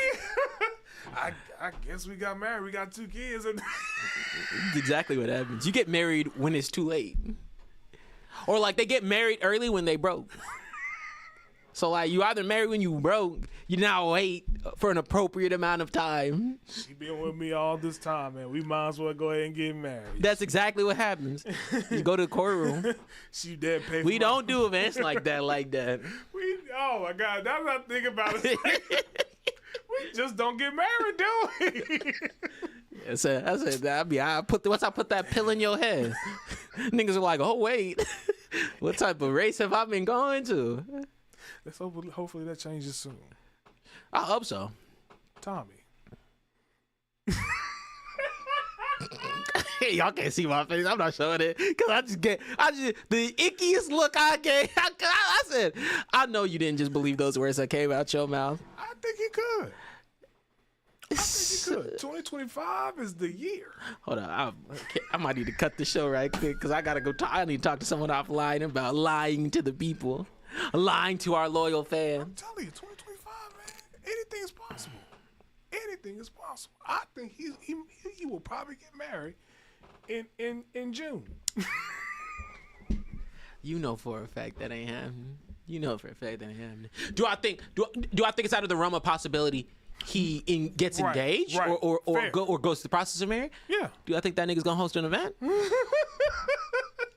Everything is all at the house. Have you been to his house yet? No. He don't invite us over on a normal day. He said, I got my arms linked with y'all. Motherfucker's got a life. Actually, right.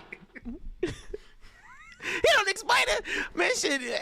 Man, we have to answer for his ass. Got niggas in the chat. Where's Tommy? Tommy? I don't know. No.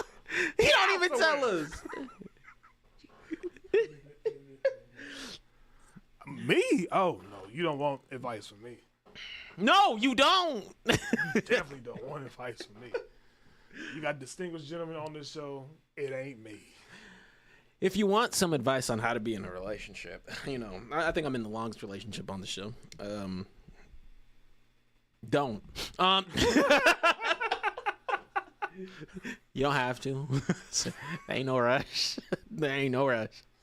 It's not the investment that you want right now. Nah. You know how investments pay back? Not all do. That fence needs to be big, damn it. Yeah. Tommy started that fence, and he's been on that fence. Rakeem said, bro, been acting different ever since he started painting the fence. He did. I tell you, Tommy started painting that He fence. uppity nigga now. Is that what you trying to say, Rakeem? No. Tommy started painting that fence. It just started being very caught up in that fence painting. Just saying. Tommy light skinned like James Earl Jones now. He like Dr. Phil. I'm rich now. I live in the hills.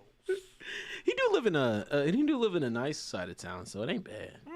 I think. I don't know. I wouldn't know. He didn't even let us sniff near that nigga's ass. I'm just saying. All right, I got a couple more things for us, and then I can get us out of here. I promise you. Wait, is that clock right? Yeah. Oh, I thought it was like an hour behind or hour early. I think, was it 10? No, it's 10. Oh, okay. I was like, oh shit, okay. We packed a lot. Yeah, I've been. we did. Yeah, I've been good. Yeah, he sounded like he did. He sounded like he got himself a keeper. There's a lot of sad news, and I'm just not covering it today because I don't know. I don't need more sad news. What's sad news? I mean, just in our black community, we do too much unaliving of people. Sad news. What's What up? happened? Oh no, I don't want to get into it. Now you gonna make me look it up. What sad news we talking about? Is it something that happened just recent? Yeah, there's a couple of things, but we'll talk about it. And don't worry, we're closing out on the thing we're closing out that I mentioned before. Like we'll, No, not that. I meant when I dropped in the chat. You know what I'm like? Yeah. We're closing out on that, but that's not what we're doing. Oh, I didn't see this. This is kind of cool.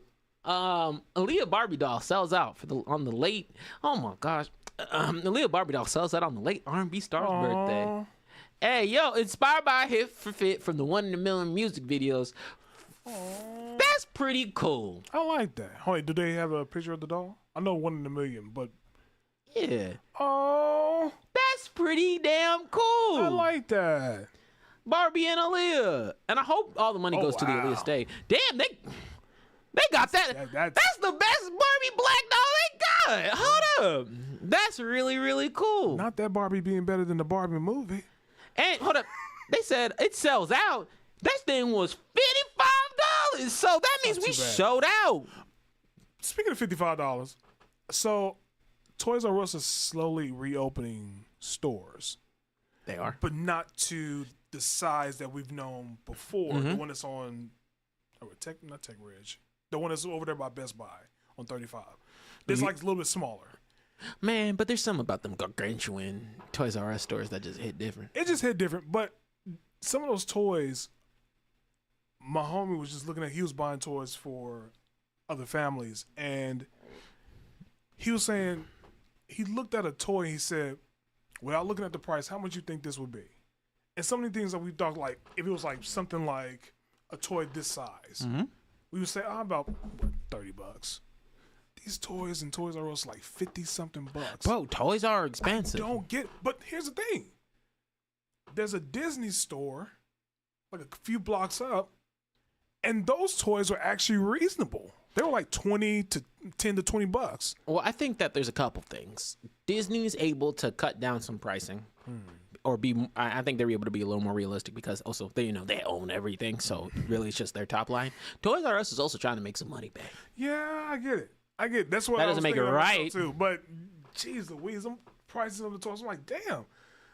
All we had was just a spatula and a rock.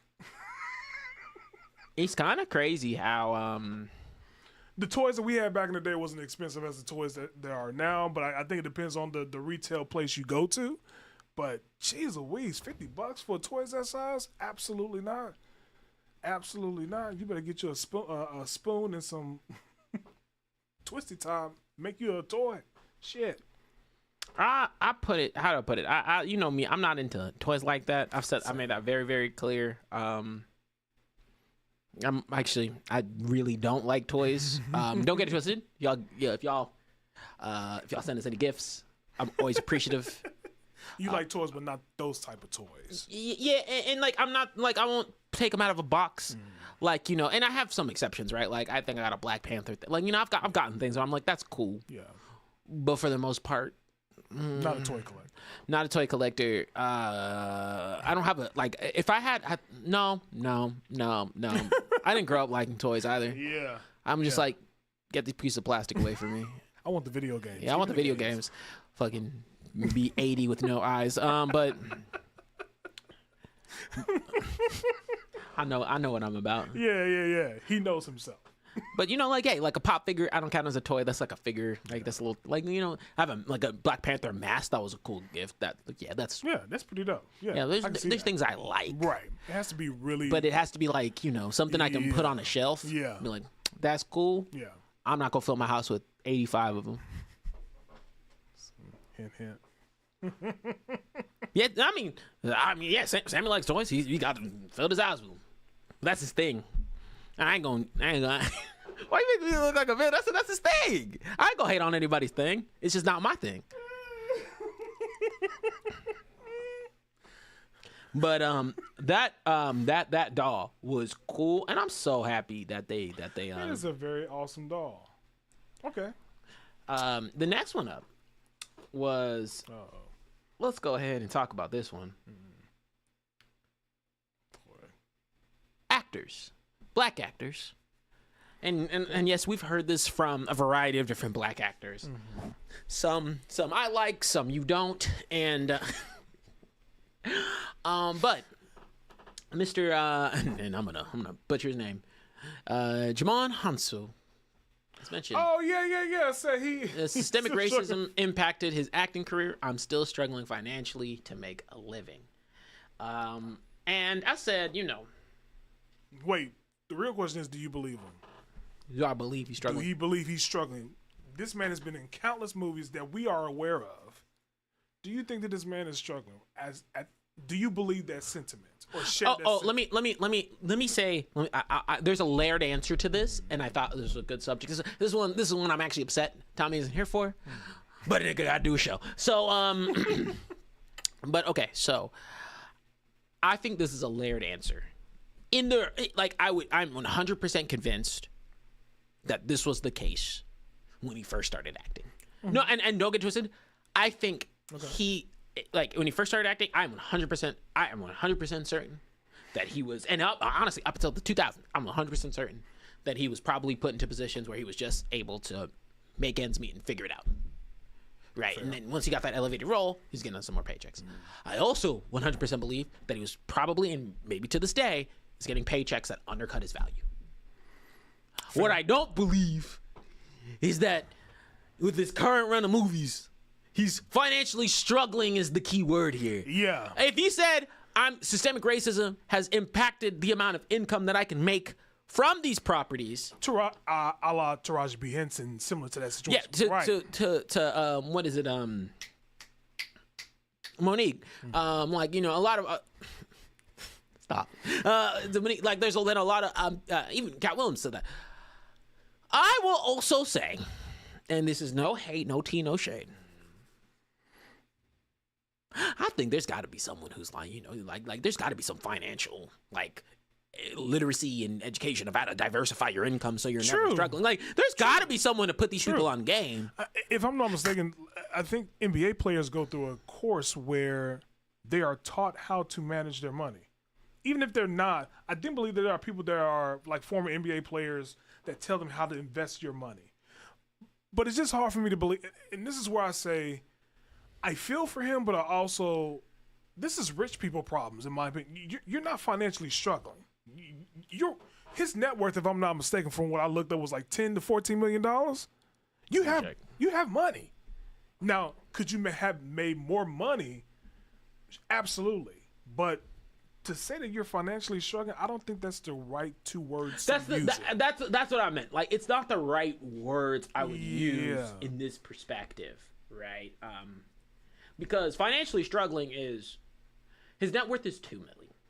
Oh, it's $2 million. Or I think it's like $2 to $4 million. Okay, I thought it was higher than that, but yeah, that's still a lot. And I also think net worth is. I mean, there's counting assets. And I said, you know, and I will note that, like, you know, I think there might be some validity to his statements in the sense of not necessarily, again, financially struggling is the wrong word, and I think it just discounts his argument. Yeah. Because I do think there's some validity of, if you're not that leading man actor, you're kind of that, like, oh, this person's consistent throughout movies, but they're not necessarily leading man. Different story. That's a different story. I don't think he's leading, like, I don't think he's ever been a leading man actor, but he's been a 2-time Oscar nominee for In America and Blood Diamond. I do think that he probably didn't get the proper paychecks for those, because those were both in early 2000s. Right.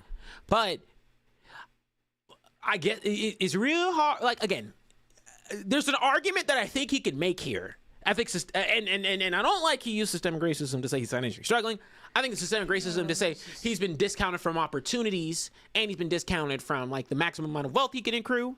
But if your net worth is in the millions, I'm really hard to say that you're financially struggling. I think you made a good point about comparing it to Monique.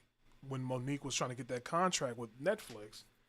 And yes, I do believe they lowballed her because she's worth more than that. She's an Oscar winner. She's a comedian. She's a great comedian. But she said that she put herself on the same level as Chris Rock and Dave Chappelle. Now, Amy Schumer, she's way funnier than Amy Schumer, in my opinion. But I think it's where that argument and the words that you use to get people to have sympathy for you. To me, yes, he probably should be able to make more money, but it's like financially struggling. That doesn't correlate with each other. Same thing with the Monique. You're funny, but I don't think you're on the same level as Dave Chappelle and Chris Rock. And it's a hard thing because I don't want to because I think her impact was prevalent. Yes, in a way for black comedians, especially black women comedians. Yeah, it's untouched. Absolutely. Dave Chappelle's a different category. That's like a trend. That's a trendsetter. Yeah. Right. That's not the argument you want to make. Right. That's not the Yeah, not the argument you want to make. Because I've always said, how do I put it? Because I've always said, you know, how do I describe it? DC? That can't be true. DC is a different beast. And I don't think fame equates to wealth. I agree. However, he has had to have made paychecks of a considerable amount of value. Now, if he hasn't, point blank period. Fair. Totally fair. And I also how to put it. I also agree in that sense. Like, yes, celebrities also have different considerations, costs. They can't just rent out a apartment in the willy-nilly. You do have to kind of live in a lifestyle that allows within your means. Within your Absolutely. means. I will also note that with the right placement and planning, it is hard pressed for me to believe that there wasn't a route to where the money and income he had received could be divested and ensured that he was set up to a good place. Because really, it only takes one amazing paycheck for you to be set for lifetime. And that number keeps on going up over time. Yeah. But at the time that he was super hot, I think there was a route for that. And again, I think, because who do I like to put? Actually, I like to, and I know he has a different background. I think he's a more limelight celebrity. But you know who I always think does well with this is actually Ice Cube, right? Oh, yeah. I don't think he's ever been in like a Titanic movie per se. I'm trying to think of anything he's been Titanic. Maybe with NWA like that movie. No, but no. Man, I mean, Straight Outta Compton. Like, no, I don't think that was. But yeah, I don't think he was. No, but I don't think he's ever been in a Titanic movie. But he's been consistent. He's been consistently consistent about how he's approached it. And he's someone who I feel like flows under the radar of like being one of those very business savvy, absolutely acumen driven, smart in how he positions sustainability. Sustainable in how he maintains his wealth. And then you have people like how do I put it? Like a Terry Crews, who I think also okay, yeah. Like a Terry Crews who like is well enough known. I don't think he's ever been the lead, but he's always complimentary and stands out in any roles he receives. Would you consider him being the lead and Everybody Hates Chris? No. Okay. Well, yes and no. I think that's the closest. But I think that was that's probably the closest. He shared the lead, but he wasn't the actual. He wasn't the focus. Yeah, he wasn't the focus all the time. Yeah. He was definitely a standout for them. Yeah. But that's someone like there are actors who kind of flow in that flow state of like being consistent and being able to wiggle and navigate how you operate and make bread. Shoot, someone who doesn't get talked about at all. And hold up, let me pull him up. Really want to know someone who does this like super well? Fucking Ice-T. That motherfucker's been in Law and Order for years, and sits there in Law and Order, and that's all he does. You don't see him in shit. I mean, he is in a Car Shield commercial with Vivica Fox. But that nigga's been, what is his filmography? When he was in New Jack City, I know that. He was in that cop movie too. No. In New Jack City, he was a cop, I think.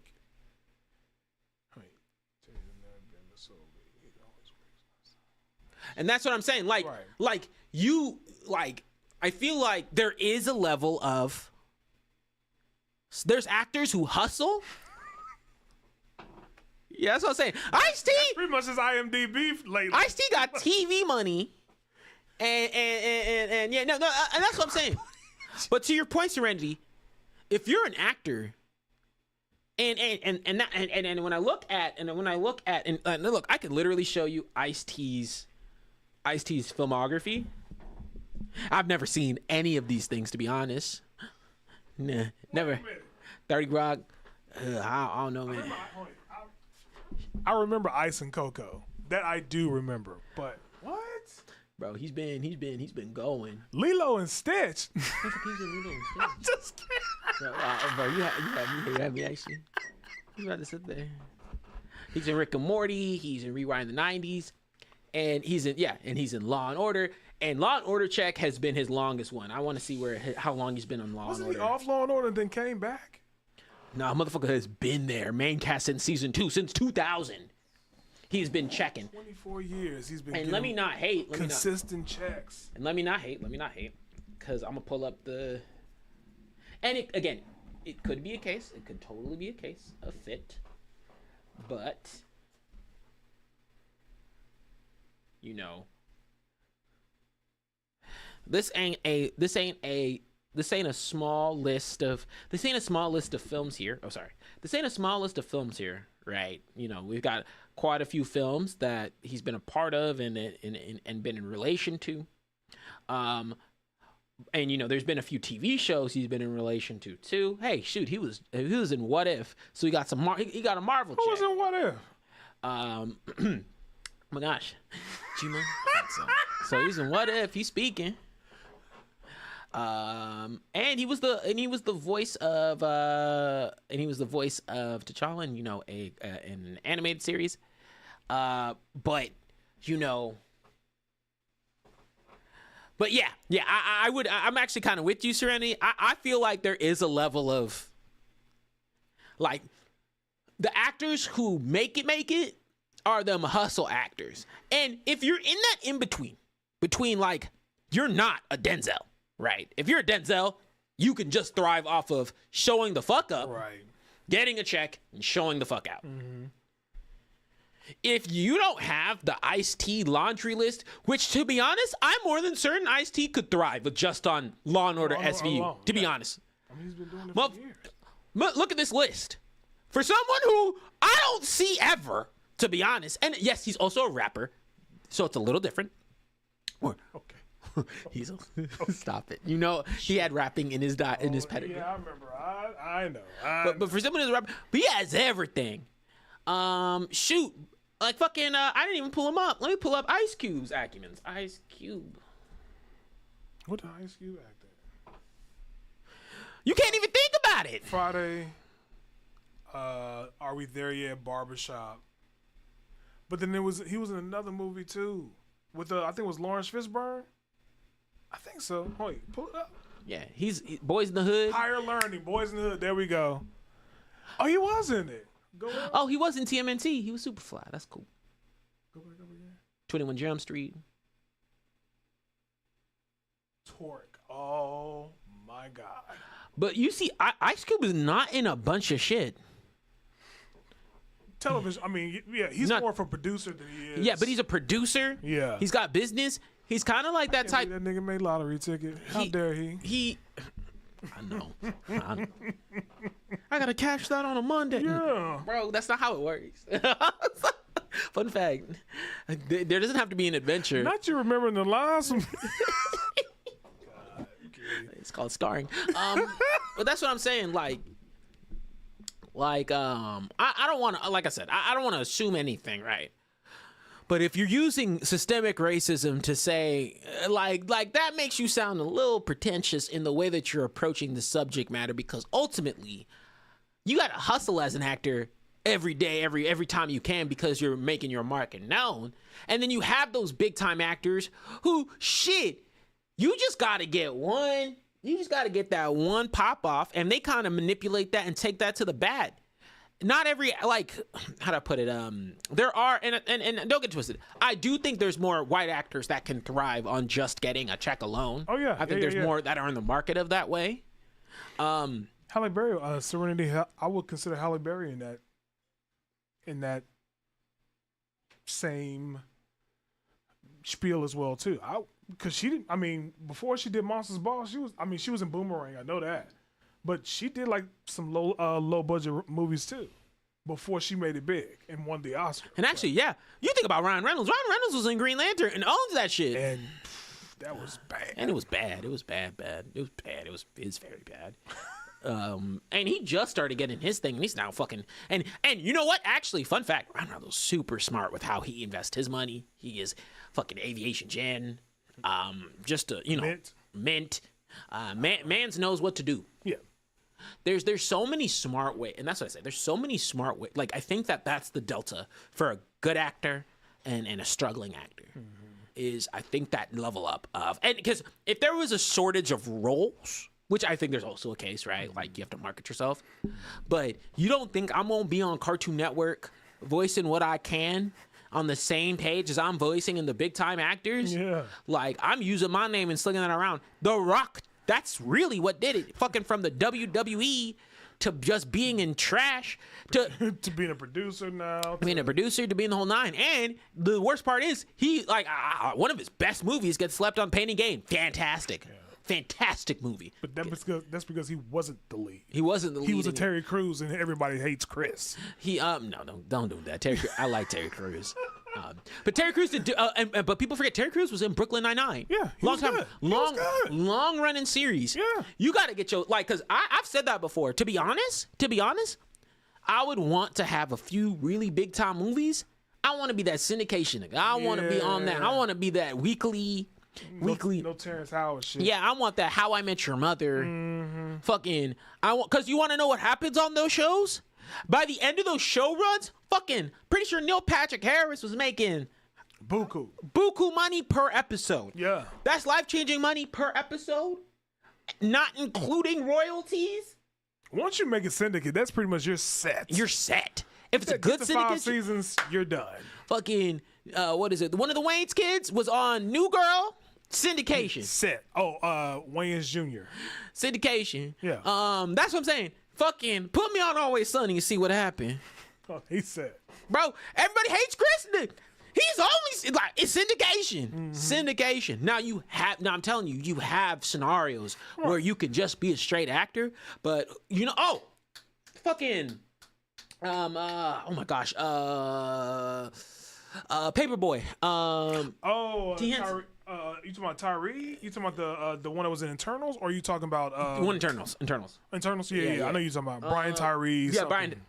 But yeah, like he said, let me do Atlanta, which isn't even syndication, but like let me do Atlanta, or I guess it's syndicated. No, I think it was 5. You had to be 5 seasons to get to syndication, right? Yeah. No, but he was Atlanta. But then you see he's acting his ass out in a bunch of those nuanced films. And then he also fucking said, I'm going to get that Marvel check. Yeah. I'm going to get that Marvel check in a heartbeat. Dabble in that too. Let me dabble in that Marvel check. I may not do another Marvel movie ever, but I got me a Marvel check. Got a Marvel check. I think that's what it is. You got to be hungry. Because I do think that maybe there was a little bit of a slowdown or some sort of notion whenever he was like, I got my Oscar nominees. And then, but don't use systemic racism in a way to describe your, and to be honest, again, I don't necessarily mean that you are I don't think you're in how am I say? I don't think it's erroneous if you are in a scenario where you are struggling to a certain degree. I do still believe there are choices and things that Absolutely. that may have been offered to you that you weren't considering. Because also make me a commercial. I'm good. Because I have some lofty goals. I've always said I would love to be in a commercial. I would love to be in a commercial. I would love to be in a commercial, in something on TV, and just be stupid with it. Because honestly, you set. Yeah. You're pretty much good to go at that point. Herbal Essence. Okay, so for live action, it's about 100 episodes. For animated, it's 65 episodes. So what is 65 episodes? That has to be 6 seasons, right? No. For live action, it's 100. For cartoon, like it's 65. That's what you're saying. So 100 episodes. Oh shit. That's a lot of episodes. How many seasons is that? I mean, nowadays people have that. To be honest, people have shorter seasons nowadays. So people have shorter seasons nowadays because, like, if you think about How I Met Your Mother, that shit was like fucking 20 episodes a season. Yeah, and so it was like 5 seasons. And I don't think they do shows like that no more. No. But shit, let me hit syndication. Right. That's the main goal. Tell me how many episodes we gotta get to. Bro, I'm telling you, you know who's gonna be in Ice-T's backup? Dun dun dun dun. That's me. Slide up in there. Bro, I've been practicing all my life. Detective Morse, I need those papers on my desk yesterday. Who say you gonna be the captain? They gonna probably make you. Bro, you don't think I'm gonna be Detective Benson? You be in that role. No, you don't think I'll be rolling up? I'll be like, sir. Hello. you called? The papers are on your desk. What are you talking about? You got your fresh donuts just like you asked. Just like you asked. I don't give a fuck. Don't try me, cause I'm gonna look at y'all and be like, I got that syndication money. Like distinguished man, but you playing like the informant. Pookie. I'm not doing play no more. Bro, fucking roll up and be like, that's my information, Negro. I just can't imagine you being just that crackhead. I can't imagine that. I'm like, nah, I got standards. you would be the politician, actually. You would be the mayor. Talking shit to everybody. I can see that. Yeah, I can see you being the representative, the state representative. I don't like that, y'all. But that said, right, you got to be considerate towards these things, and you got to be considerate in the word usage you use, because ultimately, Absolutely. I think it just disenfranchises your whole argument that I think he does have. Don't She. Yeah, you be like that guy. Yeah, I know you're talking about. Yeah, but the wording was bad. Jordan, do you have Monday off? Yes, I do. you should- I should probably say yes. Yeah. But yeah, I do. I do have Monday off. You know who it's dedicated to? Who is it dedicated to? M to the L to the K to the Junior, Martin Luther King Jr. I was like, where is he going with this, Moesha? Moesha. Now, MLK Day is on Monday, and as you know, we always give a shout out to MLK Day. It's important. It's important for our culture. It's important for us. It's important as we had to fight to even get it recognized as a day. Absolutely. I mean, fucking by the teeth. What did this used to be? I think this used to be President's Day, and then we changed it or something like that. Or I think that, I don't know. President's Day was around here. Or maybe I did not President's know Day is in that. February. Where's President's Day? White serenity. I think it's Moesha. I'm like, Moesha. Hold on, let me see President. Oh yeah, no. President's Day is in February. I think I made the comment that we should flip it. But no, Martin Luther King's birthday, and then make it different. Or, Yeah. I don't think it's his birthday, but it is his birthday. Yeah. Or they quote unquote birthday. Not the point. Look, MLK Day is important because it's just a reminder of one of the most important activists in the United States, and far as wanting to get Black Americans and Black individuals across, honestly, the country and world to get to a place where we could coexist without harm to each other. Right. And, there was more aggressive notions towards one direction. You have Black Panther movement, which was more akin to, hey, Black everything, Black all, which is a different notion and, has its value in its own way. Yeah. And then you also had, plenty of white individuals who were not about that lifestyle of, Still wanted to keep us at 3/5, huh? want to keep us at 450. Kidding. That said, I think it's always cool to have this prevalent showcase of this activist out there. And again, I think that this needs to be a thing that happens to more people of color. And I mean, there's not a Harriet Tubman Day. There's not a, there's still Sojourner Truth. there's still some pillars in the Black community that don't get leveled up nearly as much. I mean, shoot, we just got that movie. We just got that movie on what is it, Hampton? So you never really Hampton. Hold up, I'll show you. What movie is this?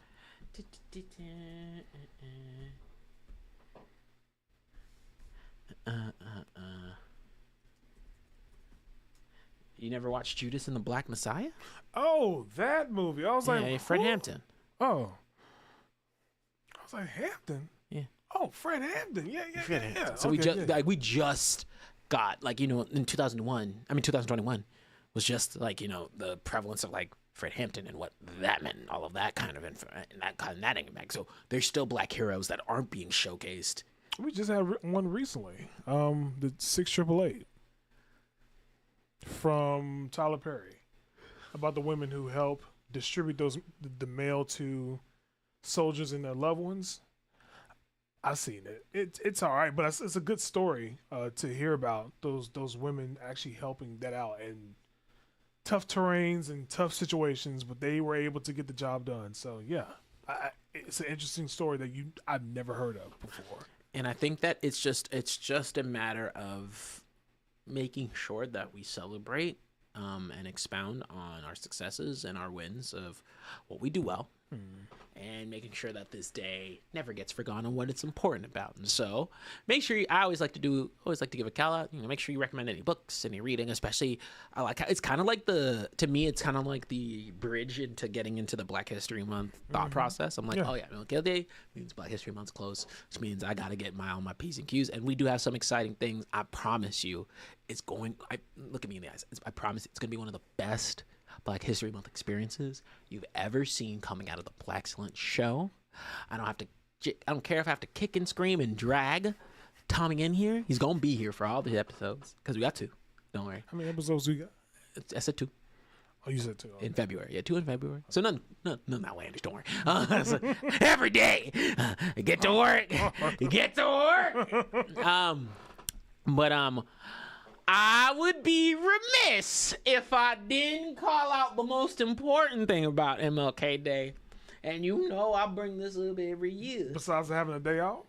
Besides having a day off. Now, I think there is something. I thought you was going to end it on a montage of MLK and We Shall Overcome. I'm like, okay, brother, that's too much.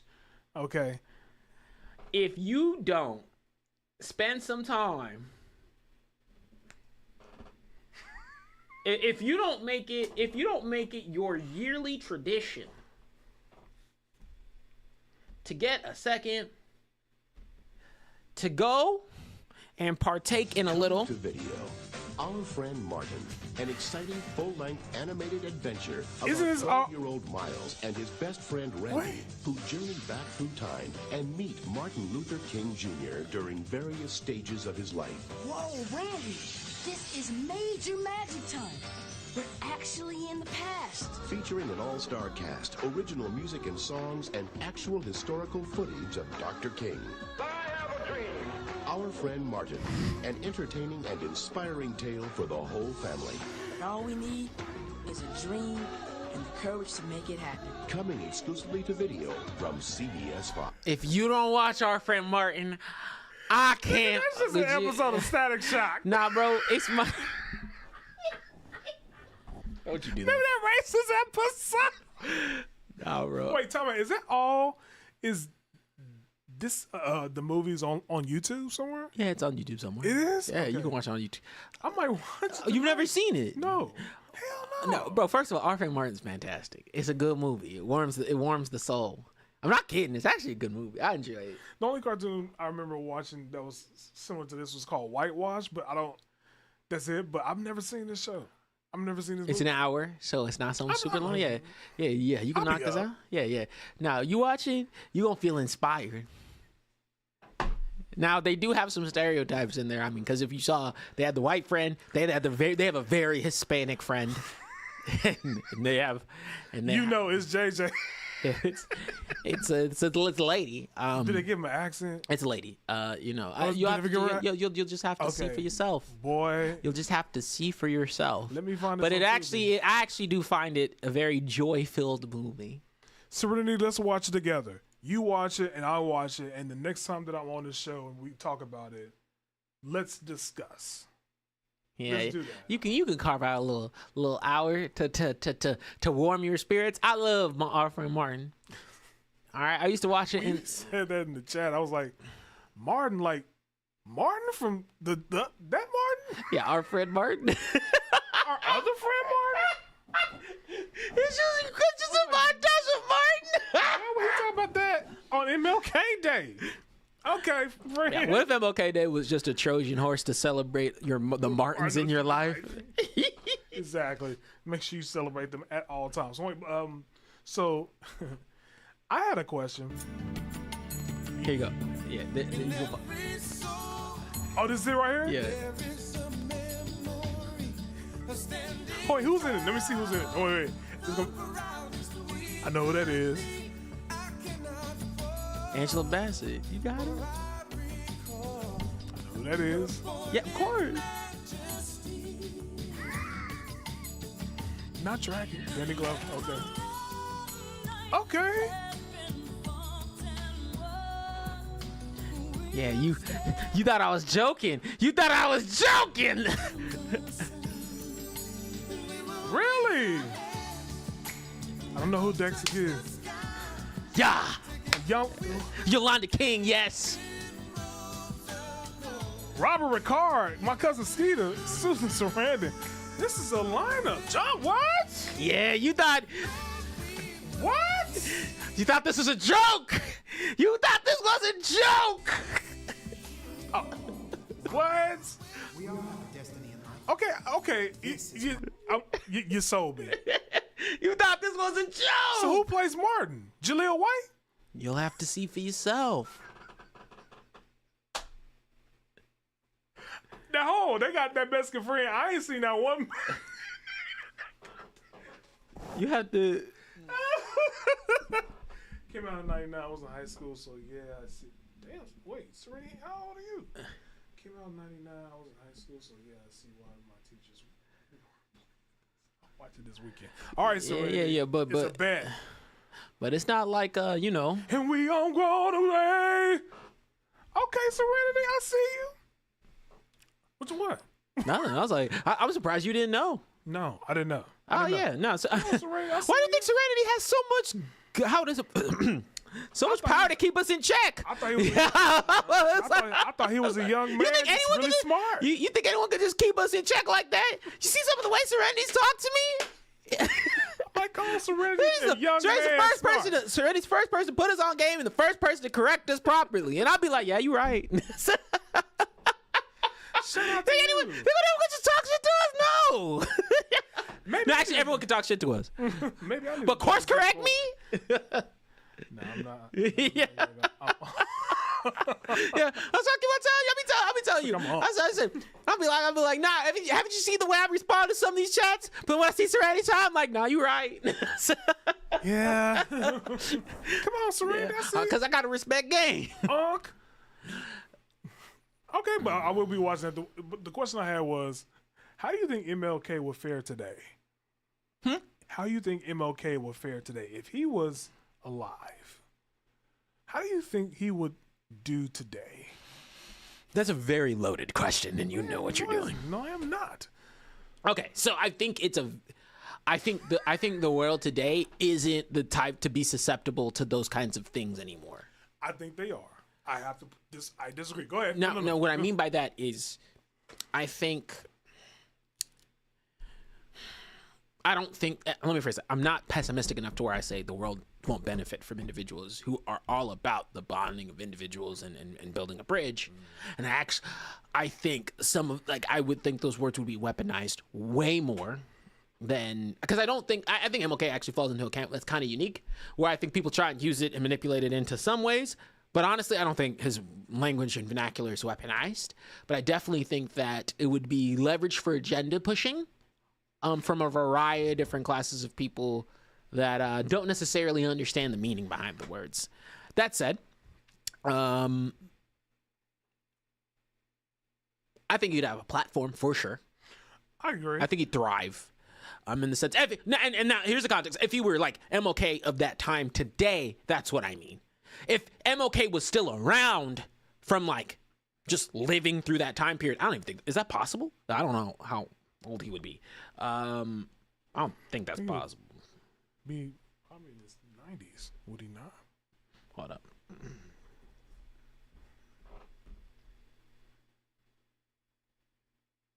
1929. I mean, it could be a realm of possibility because it was 1929 when he was born. So, yeah, but black people making it to the hundreds is not a thing that happens.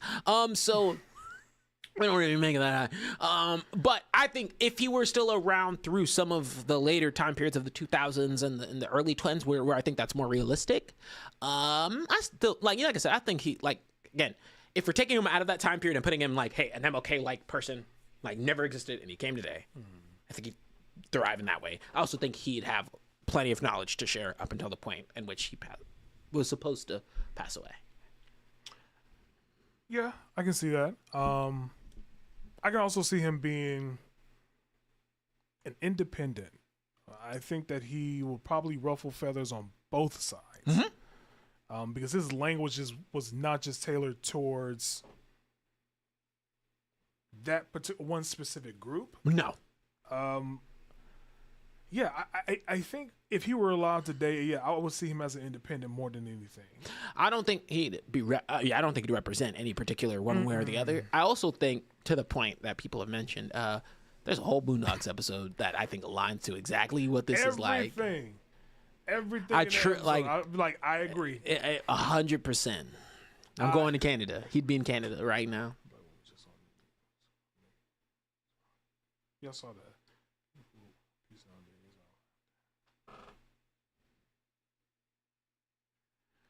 Oh, let me be very particular. A black woman just made it to 100. Black men. We rare. I'm kidding. No. Seriously though, like I think to your point, right? And I think Serenity is in line to what I believe, where I'm just like, messages like that just don't. I always feel like don't resonate the same way because of the way that they're delivered nowadays too. When back in the day when MLK gave a speech, that's the thing that just be dwelled on. Yeah, I just think that things are just too polarizing. I don't think that it's a rarity of objectivity now. Oh, 100%. You've not just. I'm not talking about politics. Fuck that. I'm talking about. But I mean, he would fall in that realm. No. Oh no. I meant like I think to your point is applicable to everything. Yeah. Fair. Because I believe I've said before, people can't accept the fact that it's either trash or it's amazing. Right. It's never just it's cool. Yeah. It's cool. Yeah. It was good. It was a good time. I like it. Boondocks episode. He's like, "What do you think about Black President, man?" It was just like, and they got upset about that. It's just there's no middle ground, I would say. And I think like people are ready. People would rather take joy away from others than actually enjoy themselves. And I truly believe that. If we're miserable, then we have to make everybody else make miserable. everybody else miserable instead of searching for something to make them not miserable. Oh, yeah. That's a fascinating paradigm that we live in nowadays. So they'd rather, and I've seen people would rather hate than bring joy. You'd rather cut someone up, chop someone up, than actually boost someone up. Because we thrive in that sort of negative energy nowadays, and that negative cesspool. I truly, and I don't think it's America exclusive, but I do think we definitely lean Thrive into in it it. way more than a lot of other places.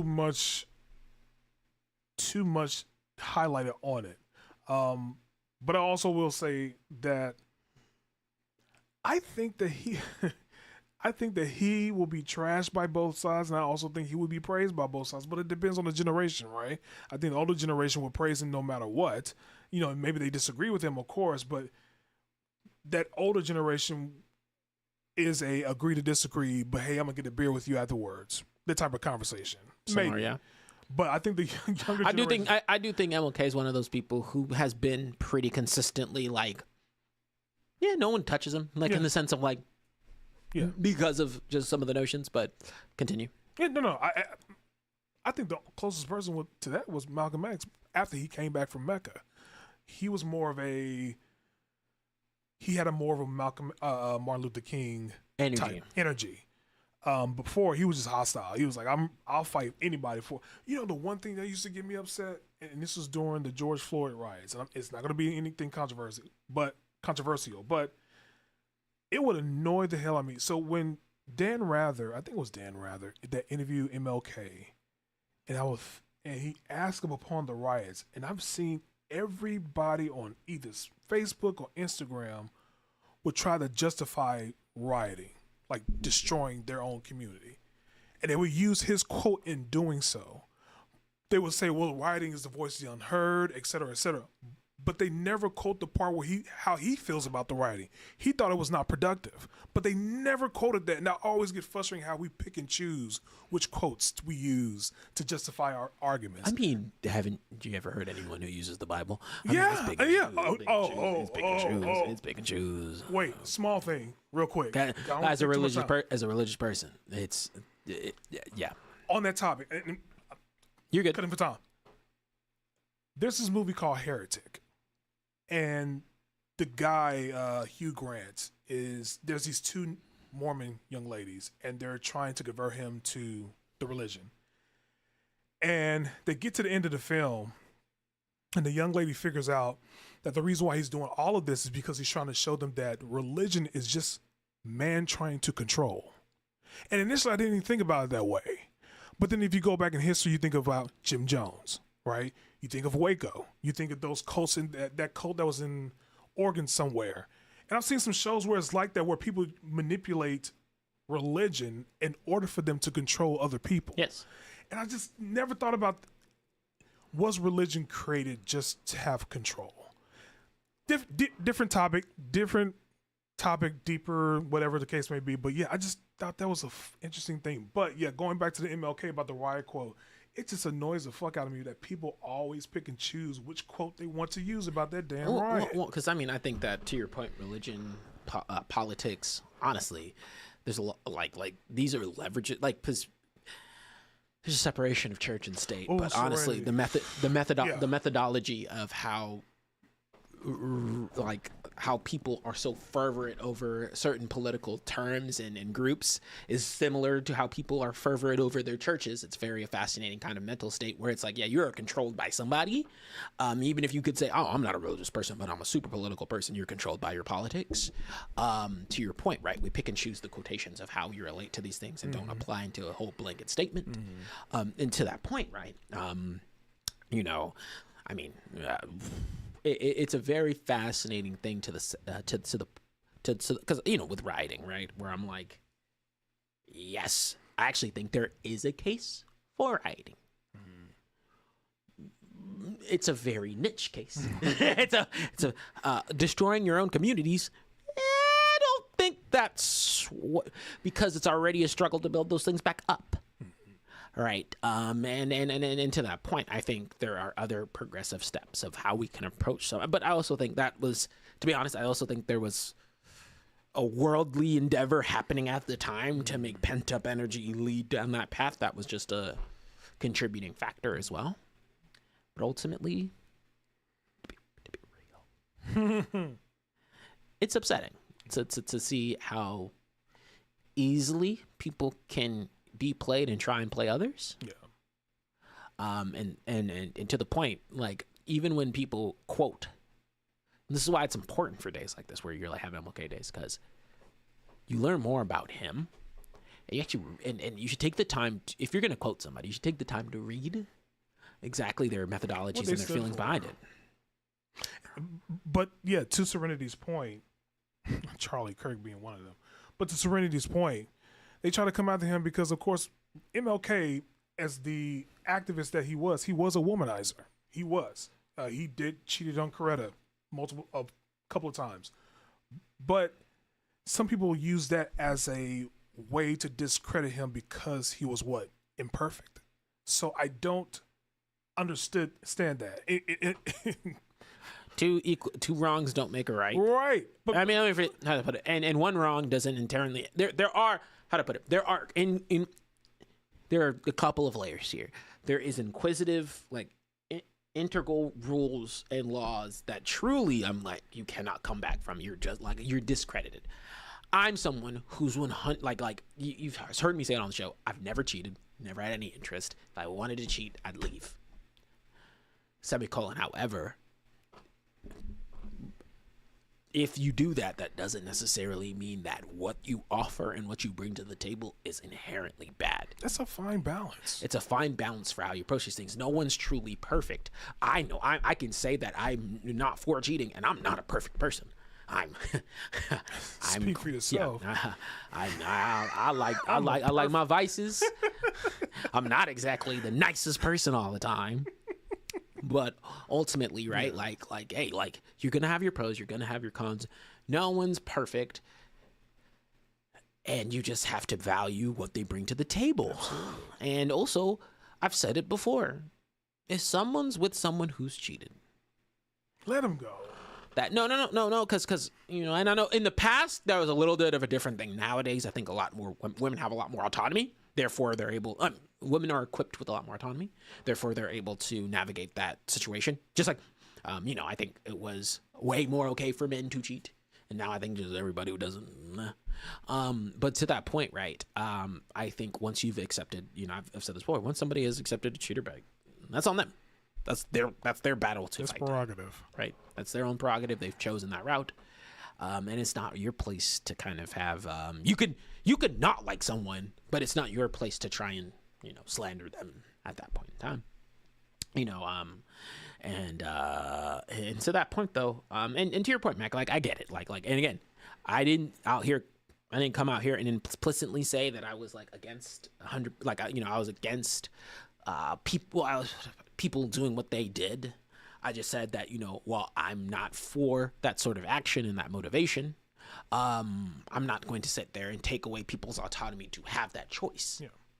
I think, and also to Jordan's point, where people took what was said and didn't take the rest of that statement, did build into that play as well at that time. But that said, all right, going to Serenity's point about the TikTok, and just say this: I'm not for the TikTok ban. I think that's dumb. And I think that's a way for the government to try to suppress free speech. It's a popular app where people are getting their information from, and they don't like that. It is a lucrative business, in my honest opinion, for the government to keep people struggling. There's never the government's not trying to fix things. They're looking to keep the status quo. They're looking to keep you broke.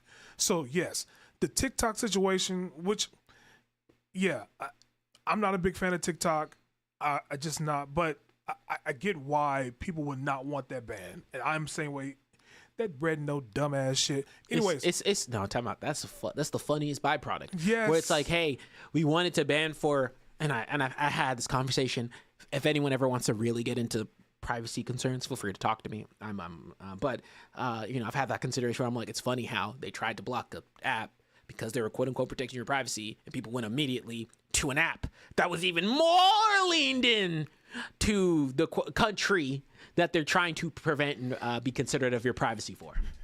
Yeah, that's the crazy thing. They're trying to talk to you about TikTok And not invading your privacy. Didn't we just had a big ass debacle a decade ago with Edward Snowden? Like, why does he exist? If you think TikTok is the worst when it comes to your privacy, why do we have Edward Snowden? Why does that exist? Yeah. Why does Reality Winner exist? No, I've said this before. If TikTok, if people have problems, like people pick and choose what problems they have with their data, because any social media site you use, oh, don't get me started on how easy. Like, I mean, I have more of a problem. To be honest, I have more of a. It's not TikTok's fault. I have more of a problem that someone can search up my name and know my address. Like, there's apps and things out there that can do that. Yeah. I have more of a problem with that than I do with anything that TikTok's offering me. Yeah. Yes, they know my location. But that goes to. But most of the apps on your phone know your location. Fun fact. True. I mean, and I think that's what some apps. Well, I won't say some apps. Some phones now, I think all phones now can actually allow you to dictate which apps can actually use location services or not. Which is some prohibit you, but there's a lot of applications that prohibit you from being able to use their services. Correct. If you don't have. Here's the adjustment that was made. It used to be allow and disallow, and then now you might have noticed that it is allow when I'm using the app, allow only when I'm in the app, or only this time, and then disallow. Mm-hmm. You have more options, but your location is still tracked. But it's also always ask this app to track you or something like that. It'll give you that option as well. So we can get into data all day, but of course, it is the biggest issue behind the TikTok ban. I mean, we're getting down to the weeds, but yeah, we ain't on black stuff now. Now we just on things that irritated us. Yeah, and again, their job is not to fix this country. To me, it's just to keep the people the way it is, and they want to complain and they want to bicker and all this bullshit. But that's just the gist of it. No, they're throwing things to keep us, again, they're like the government, as with many larger organizations, throw things in our face to keep us distracted from the real issues that are happening. For the love of gosh, the TikTok ban is being talked about to a high degree when there's a literal state on fire. Sorry, repeat that again. I said the TikTok ban has been the most prevalent thing when there's a literal state on fire. Don't even get in. There's a literal state on fire. And you know what they said? Instead of worrying about the people on fire, they went back to politics. Because they try and weaponize incompetence. And there's enough dumb people out there that will be distracted. Because they keep on banking on the fact of leaving us uneducated. Leaving generation and continually degrading our own education system. Oh, if you really wanted my opinion, oh, I can't say that on the air. But back to Black Excellence. Yeah. You guys will see us on a show soon. I'm certain, Jordan will pop his face into one of these sports shows sometime soon. Because, hey, shut up. You're going to come. But only if your team loses. But in addition to that, thank you guys for hanging out with us as per usual. I don't think you want that. I don't think you want that. I'm gonna be honest with you. No. No. That's a deep. No, you don't. I mean, yeah, no, you don't. Yeah. All of us are super read well on these subjects, and we spend our time on our free time. I think everybody on the show. I'm here for the chaos too. I'm just letting everybody know I don't identify with neither party because I think both parties are trash in my honest opinion. But I think that when it comes to politics, it depends on who you're having the conversation with, because you can't talk politics to everybody. You don't want to. Nobody wants to wake up in the morning, talk politics, and then be shouted down at the coffee shop somewhere. Like, no one wants to do that. So I think it depends on who you talk it with. That's a very fine line. Yeah, because shoot. You don't think I wanted to, slap Jordan when he's talking about politics? No, I'm kidding. No, literally. But if you ever want our opinions, catch us on our Filler Time. Serenity, you'll come see us soon here in this next month. Come say what's up. So, we'll talk politics with you all you want in person. Okay, Serenity. Absolutely. Yeah. Yeah, like you said. Yeah. Serenity's coming in February. I'm super excited. If anyone wants to see us, always feel free to come in town. Boy, I tell you, if he come in here looking younger than us, and we're like, Black, do not. Have you not seen Serenity? I've never seen Serenity. I'm not in the Discord. No, Serenity's cut. I'll show you a picture from Discord. Okay, fair. No. But no, thank you guys for joining us. We had a great time. Go, and you already know what we got to say. Go and try and read up something about MLK. Go and be Blaxcellent in your endeavors this week. And I guess, I don't know, go be Blaxcellent.